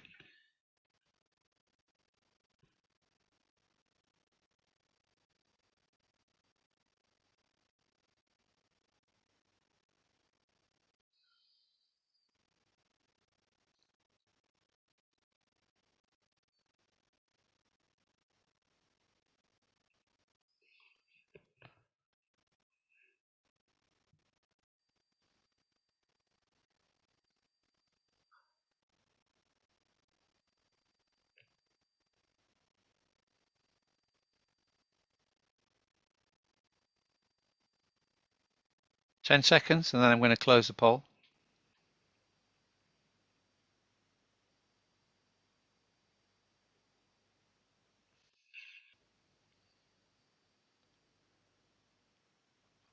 Well, that is interesting to me. 47% of you are spending 2 minutes on technical marks and half a minute on professional skills marks. As I said earlier on, professional skills marks take no time at all. So the time allocated to acquiring professional skills marks is zero. And so that's interesting. So only 20% of you, 22% of you talked about it being zero. So again, that's slightly concerning that you're not reading all the information out there with regards to SBL, and it's important that you do. I'll explain why in a moment. So thank you for sharing all of that. Let me go back and share my screen and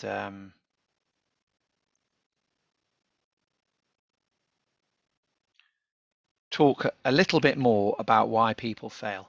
Yep. And in terms of why people fail, poor time management, as you said to me earlier, definitely one of the reasons that people fail. Yep. And I'll talk about how we deal with that in a moment with regards to the specifics of the time. Ineffective reading and planning, again, very much as I showed you in some of those sample answers. Poor business writing skills. Yep, the way to get better business writing skills is to read business English regularly. The language used will just rub off on you. And professional skills marks not observed. So let's have a look at those. So time management. You must have a very strict time budget. Yep, I see it as a project management exercise in mark acquisition. You've got a 4-hour exam, which is 240 minutes. You've got, I would suggest, 40 minutes reading and planning. If you are a particularly slow reader, well, you can make it 60, but I would try to get it done in 40. It gets better with practice. I then divide by 80, and the reason I divide by 80, so I've got 240 minutes, take 40 off for reading and planning, I've got 200 left, and I divide by 80 because professional skills marks take no time. And that therefore means I've got 2.5 minutes per mark. Yep, and that's what I use in planning my answer. As I say, a project management exercise in mark acquisition. So it's a 10-mark question. It's 25 minutes, 10 times 2.5. If I was starting this at, say, 10 o'clock, I finish it at 10 plus 25, which is 10:25. And as soon as 10:25 comes up, I've got to leave. If I stay there longer, I'm in big trouble. Okay, I don't know if anyone's got any questions on time management, but that is really the most important thing I'm probably going to say on this session.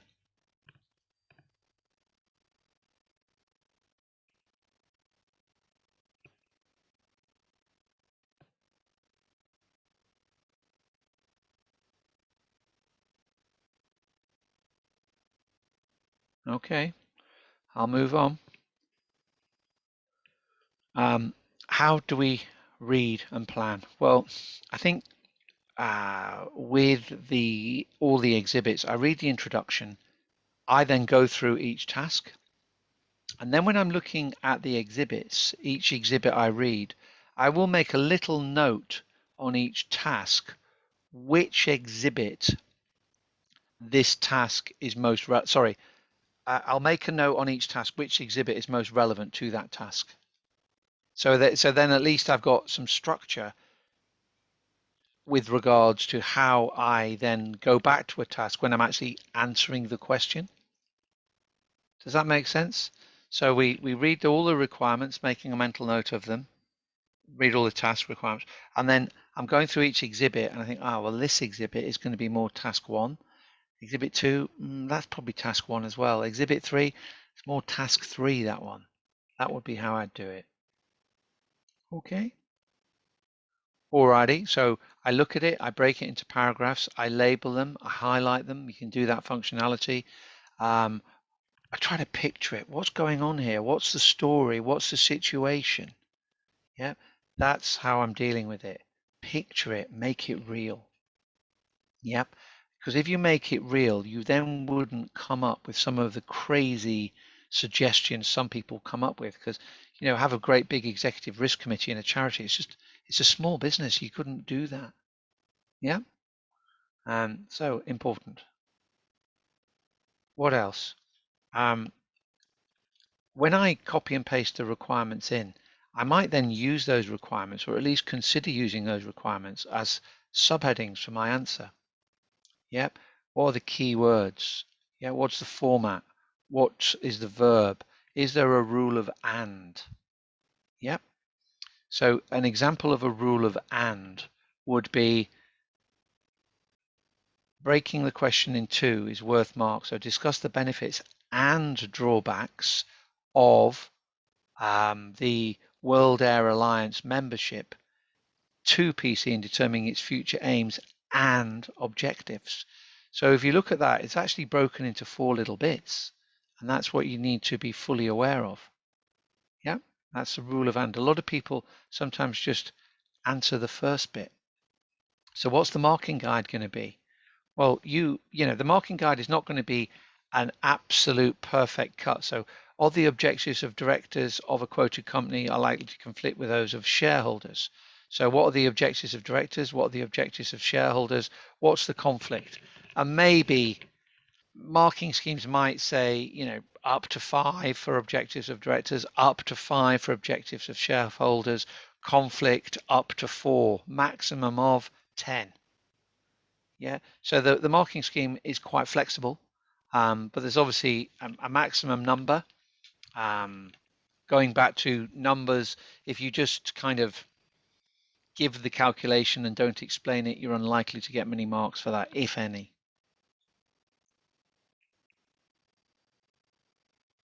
Other presentation tips, well, the key one would be to make the marker's job easy. Make it very easy for them to navigate your answer. On those answers I showed you where I had white space, subheadings, that really makes the marker's job easy. The other thing is, like when you go into an interview and you meet someone for the first time, it's quite important that you start with a strong opening statement. Yep, it's a bit like, you know, oh, good morning. It's not a very confidence-inspiring first statement, is it? So when you're answering the question, begin with a strong statement. You know, when I see all crossings out and lines saying, oh, go up here, start down, it's not a very good introduction for you. So good, strong opening statement to give the marker confidence in your ability.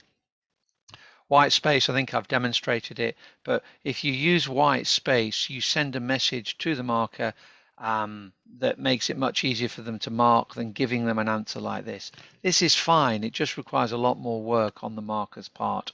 Whereas here, point, point, point, point, much easier. Whereas in the previous version of this, I had to go searching, which was more difficult.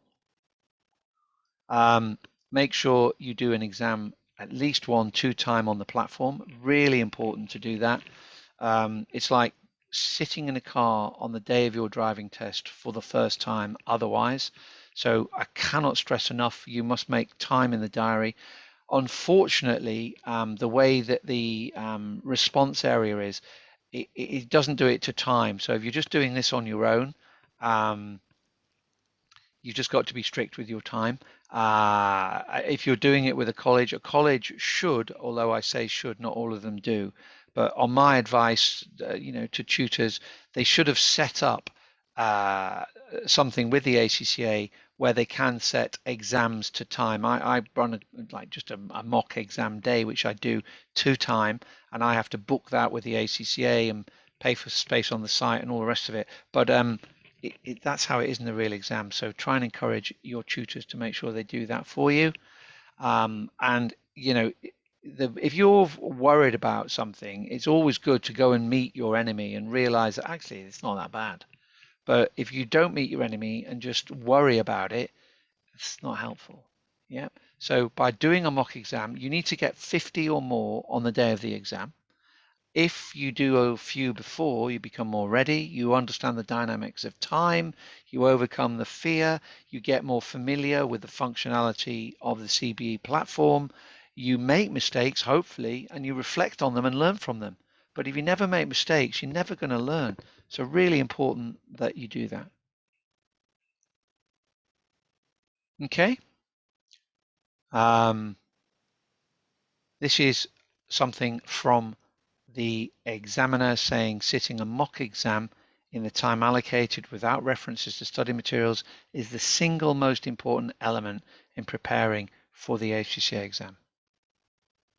That is the single most important thing. So please, please, if that's what I'm saying it's what the examining team is saying. If you're not doing it, what are you doing? You're not taking the advice. So please, please, please do that.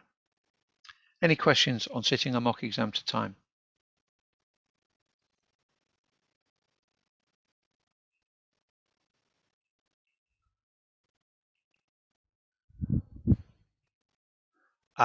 Well, what you can do is you can go on to Chaisin, where can I sit for the mock exam? Let me just, 1 second, I'm going to stop sharing my screen. I'm going to share my desktop and hopefully, right. So sorry, I'm very messy. So what we can do, if I go back here, you can assign yourself. So I go into Strategic Business Leader and I can assign myself some blank workspace. Okay. And in that blank workspace, I can answer. You can also look at past exams. So we can go into official resources, we can go to the past exam library, and we can assign ourselves some past exams or specimen papers here, and then have a go in the blank workspace. The only thing, as I say, when you do it to yourself, there's not a timing function here. But if you're doing this with a college, they really should have got their act together and be doing that for you. I'm marking it and giving a proper feedback. Yeah, so that would be, it's really important to do that. Stop sharing that. Let me share my thing again. Not that one, this one. Is that okay? Let me just put my chat back. Is that okay, Chai? I mean, I can suggest some other places. I mean, you can do it as well. Contact me on LinkedIn, and I'll suggest some other things. I'll give you contact details where you can do that. But the point, however you do it, the point is do it, please. Really important. So let me give you an idea about how the SBL paper is marked and what happens, and to demonstrate to you that it's reasonably flexible. So this is how it works.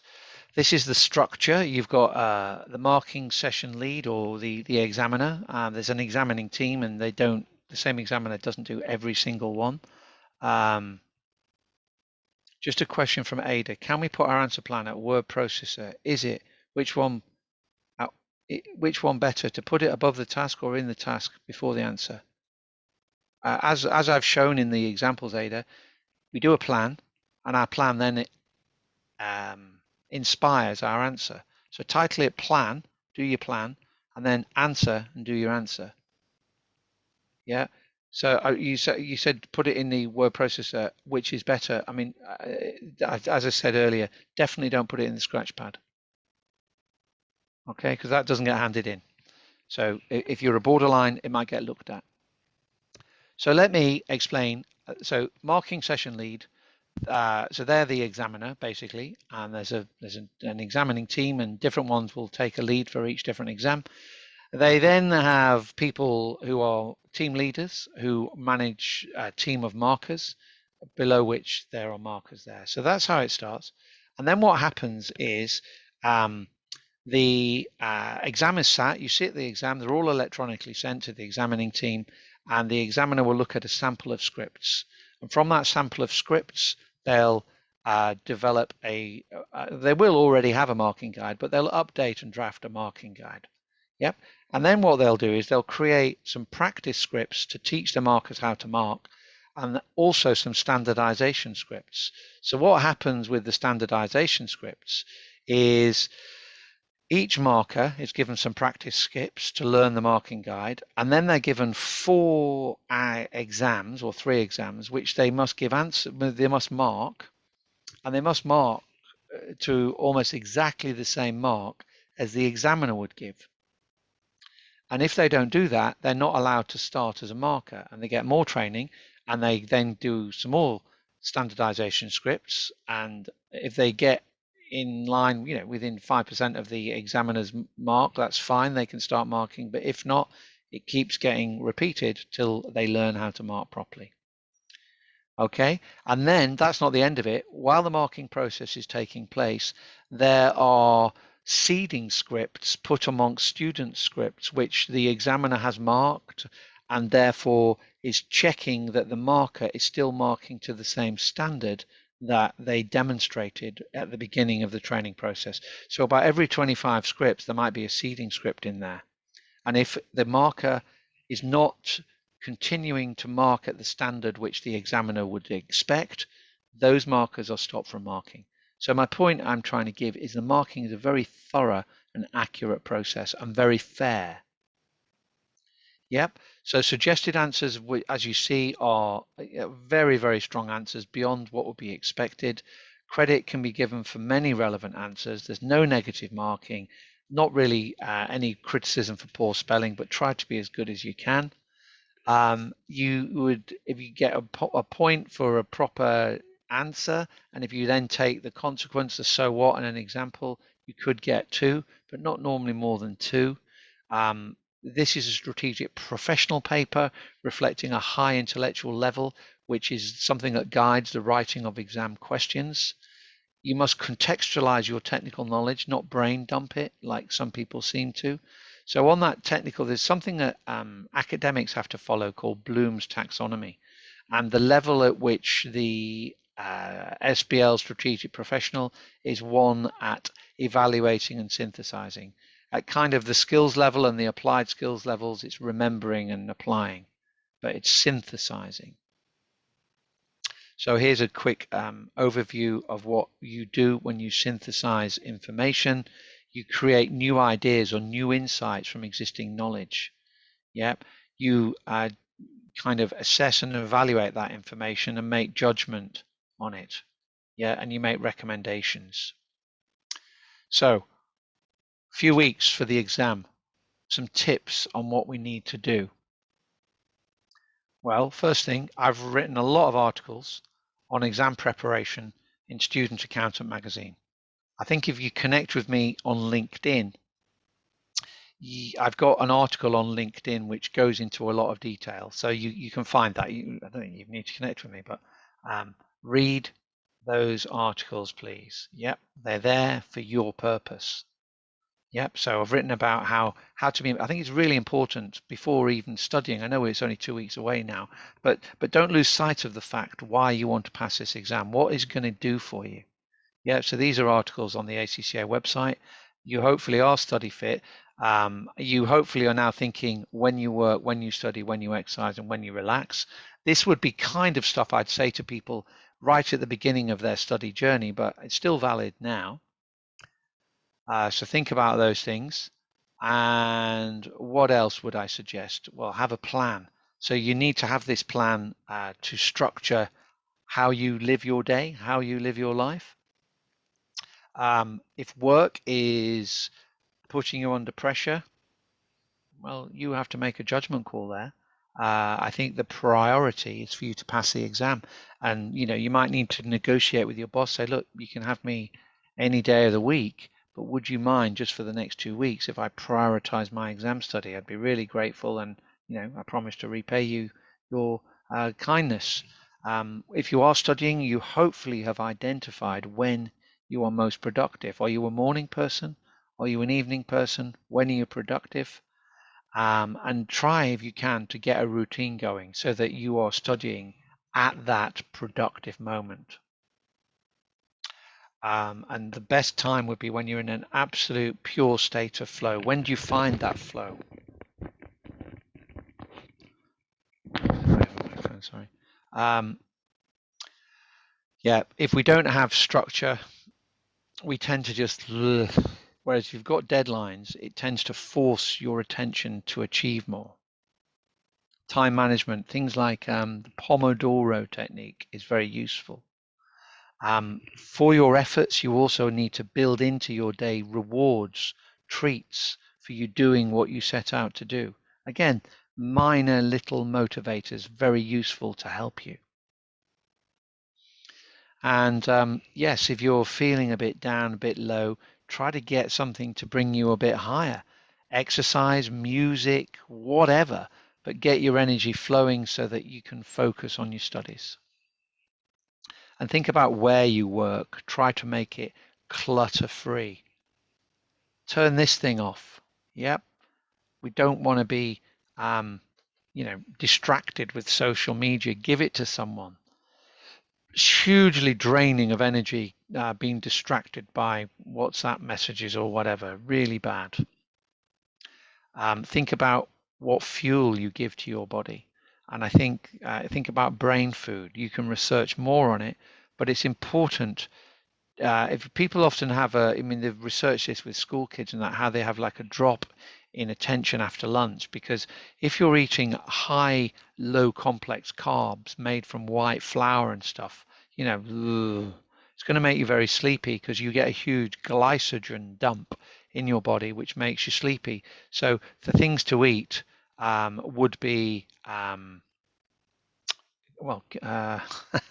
PH Loud talks about a keto diet. Yes, I've been doing a keto diet actually, but I'm not saying do one. But I think avoid. To give very brief, if you have things like white rice, white bread, white flour, like pizza and stuff like that, your body can process that very easily, and it processes it all in one go, and your body doesn't need all of that, so it stores it as glycogen, and that kind of makes you a bit sleepy. Whereas more complex carbohydrates, brown rice, brown flour, high GI foods, is it high GI, low GI? They take longer to process, so they stay in your body longer, and you don't get that glycogen dump in the same way. I think things like nuts are good for brain and memory and stuff like that. So yeah, research and decide. Hopefully you've found that out already, but it is important. And as I say, you must do a mock to time and get it marked. That's like going out with a driving instructor before your driving test. Get on the Cbe platform. Be familiar with all the great advice ACCA has provided for you. Yep, there's tons of stuff there to make your life easy, and I know there's a lot, and you can sometimes be almost overwhelmed with how much information there is there, but that information is really, really useful, and take advantage of it, please. Yep. So make sure you do that. What else? Well, we need to implement them. If you're not doing them, do them today. Break your day into chewable chunks. keep yourself relaxed. You were saying to me in a poll at the beginning that you're a bit stressed. So think about adopting some kind of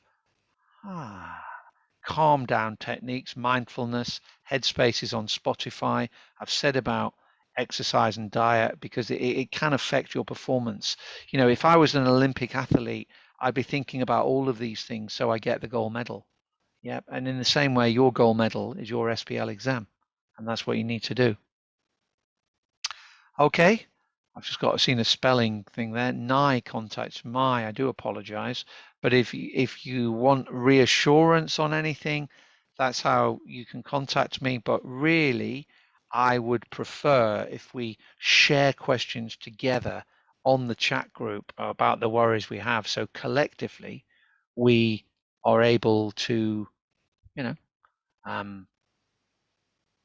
understand from other people's problems. So before I kind of summarize things, if anyone, you know, let's give a 5-minute warning. If you have any questions, let me deal with those questions before we start summarizing things.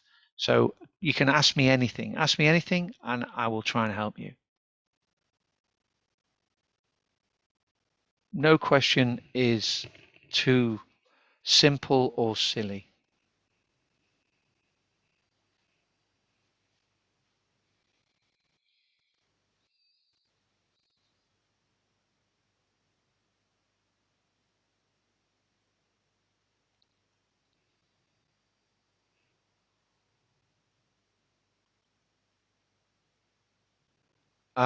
Noor says, if we're out of time for the last question, is it okay if we just do it in point form?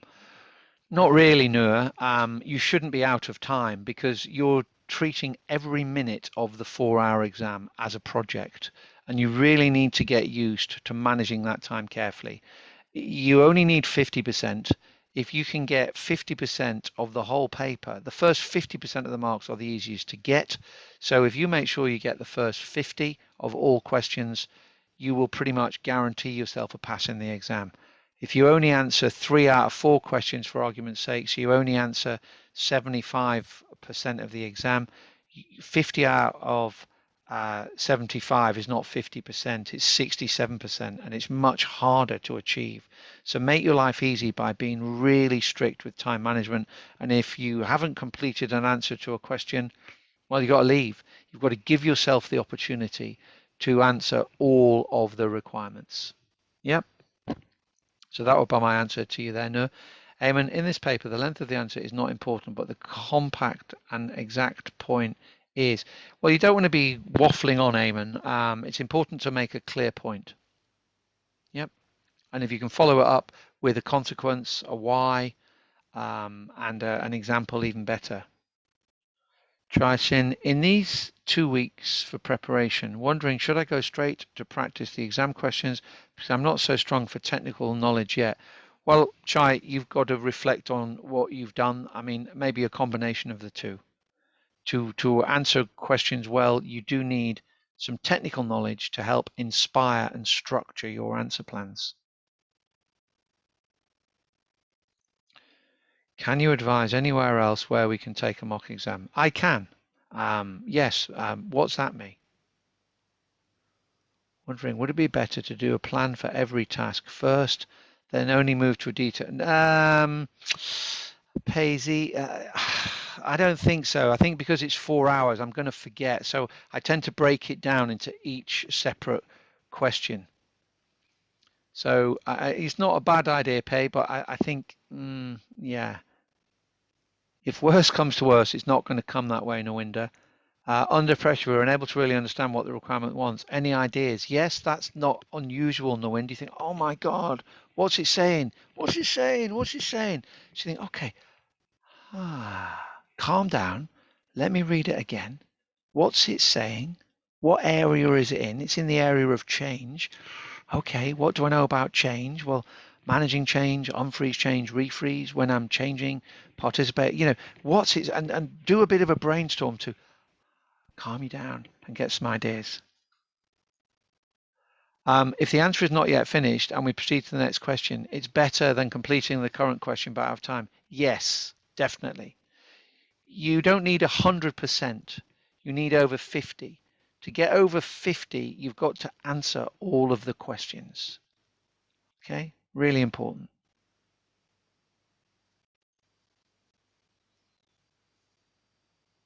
No problem, no problem. That's why I'm here. I'm here to help.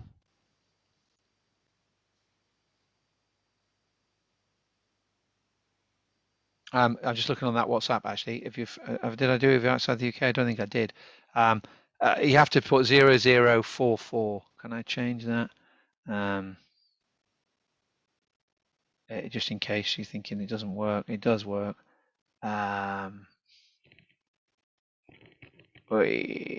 Sorry.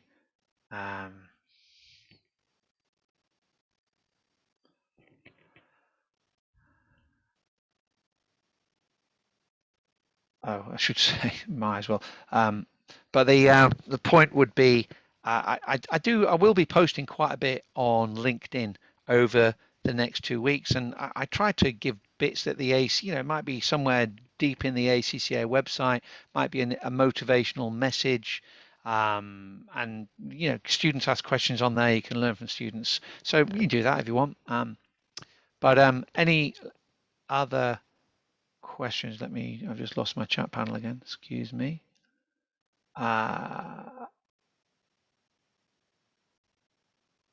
Okay. Aaron says, how would you advise us to approach the technical articles? The technical articles are there to give you perspective on what's going on in the broader business world. Just, you don't need to go and read 50 articles. Maybe just read an article a day. Some of it will stick on your brain, and that's good. Yeah, just read through and get a gist of it. Exactly.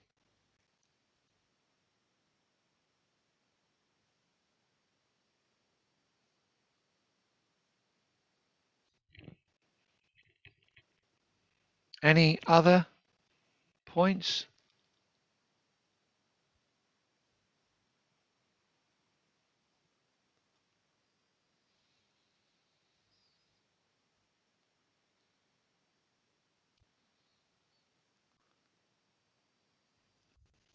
Connie says, is that considered if we answer based on logic thinking and work experience?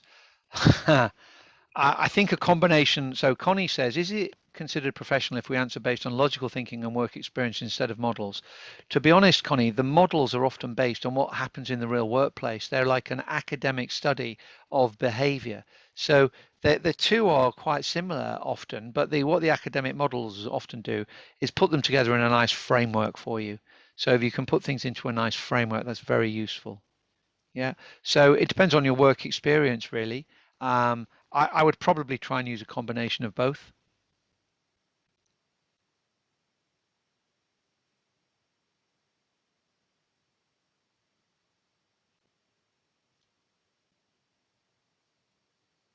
Let me just put that back up without the typos. Yeah, so good question, Connie, but everyone's got different experience, and remember where the academic theory, it's not an opinion of an academic. Academic theory is normally based on research, so that will be the answer to that question. Okay, good questions there. Any others before we wrap it up?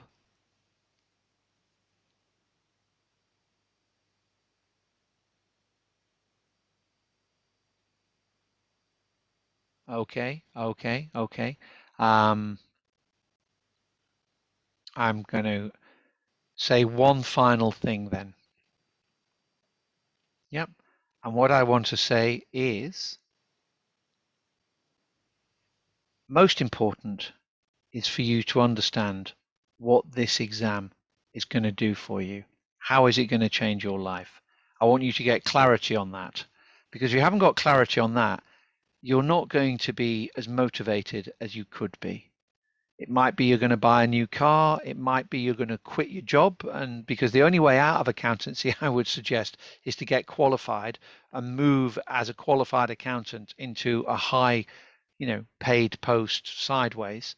Whatever it is, get clarity on what it's going to bring to you. Because when you've got that, you're going to get out of bed early in the morning. You're going to think more about your diet, your exercise, and the rest of it. Yeah, so really important not to lose sight of the prize. Put a picture on the wall of whatever that prize is. That article I wrote on motivation, is a useful one. All right. You need to look after yourself for the next 2 weeks. If I was an Olympic athlete, I'm not going to be training 17 hours a day, because for the day of the final, I'm going to be absolutely beat. Yep. So think about how you look after yourself with exercise and diet and sleep. Go to bed and wake up at the same time. These are all really important strategies for the next 2 weeks. Yep. And if you do that, maybe have a review of this again, which will be recorded for you. So we just remind you what we've talked about. We've talked about the rationale behind SBL, the format, professional skills, what's the difference between strategic business leader and other exams, why do people fail SBL, do a recent exam debrief, and I just want to wish you all the very best of luck.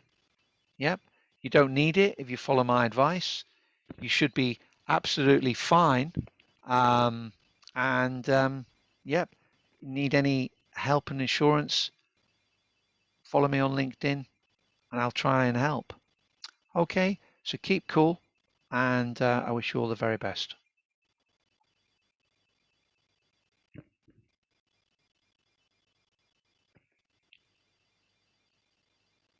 All the best, guys. I'm now going to end this, and I think if you've got anything technical about the exam center, you should get in contact with Joanne and her great team at the ACCA office in Malaysia. So thank you very much. Thank you to Joanne for organizing. Thank you for Ryan for all his technical help and support and organization as well. Wish you all the best.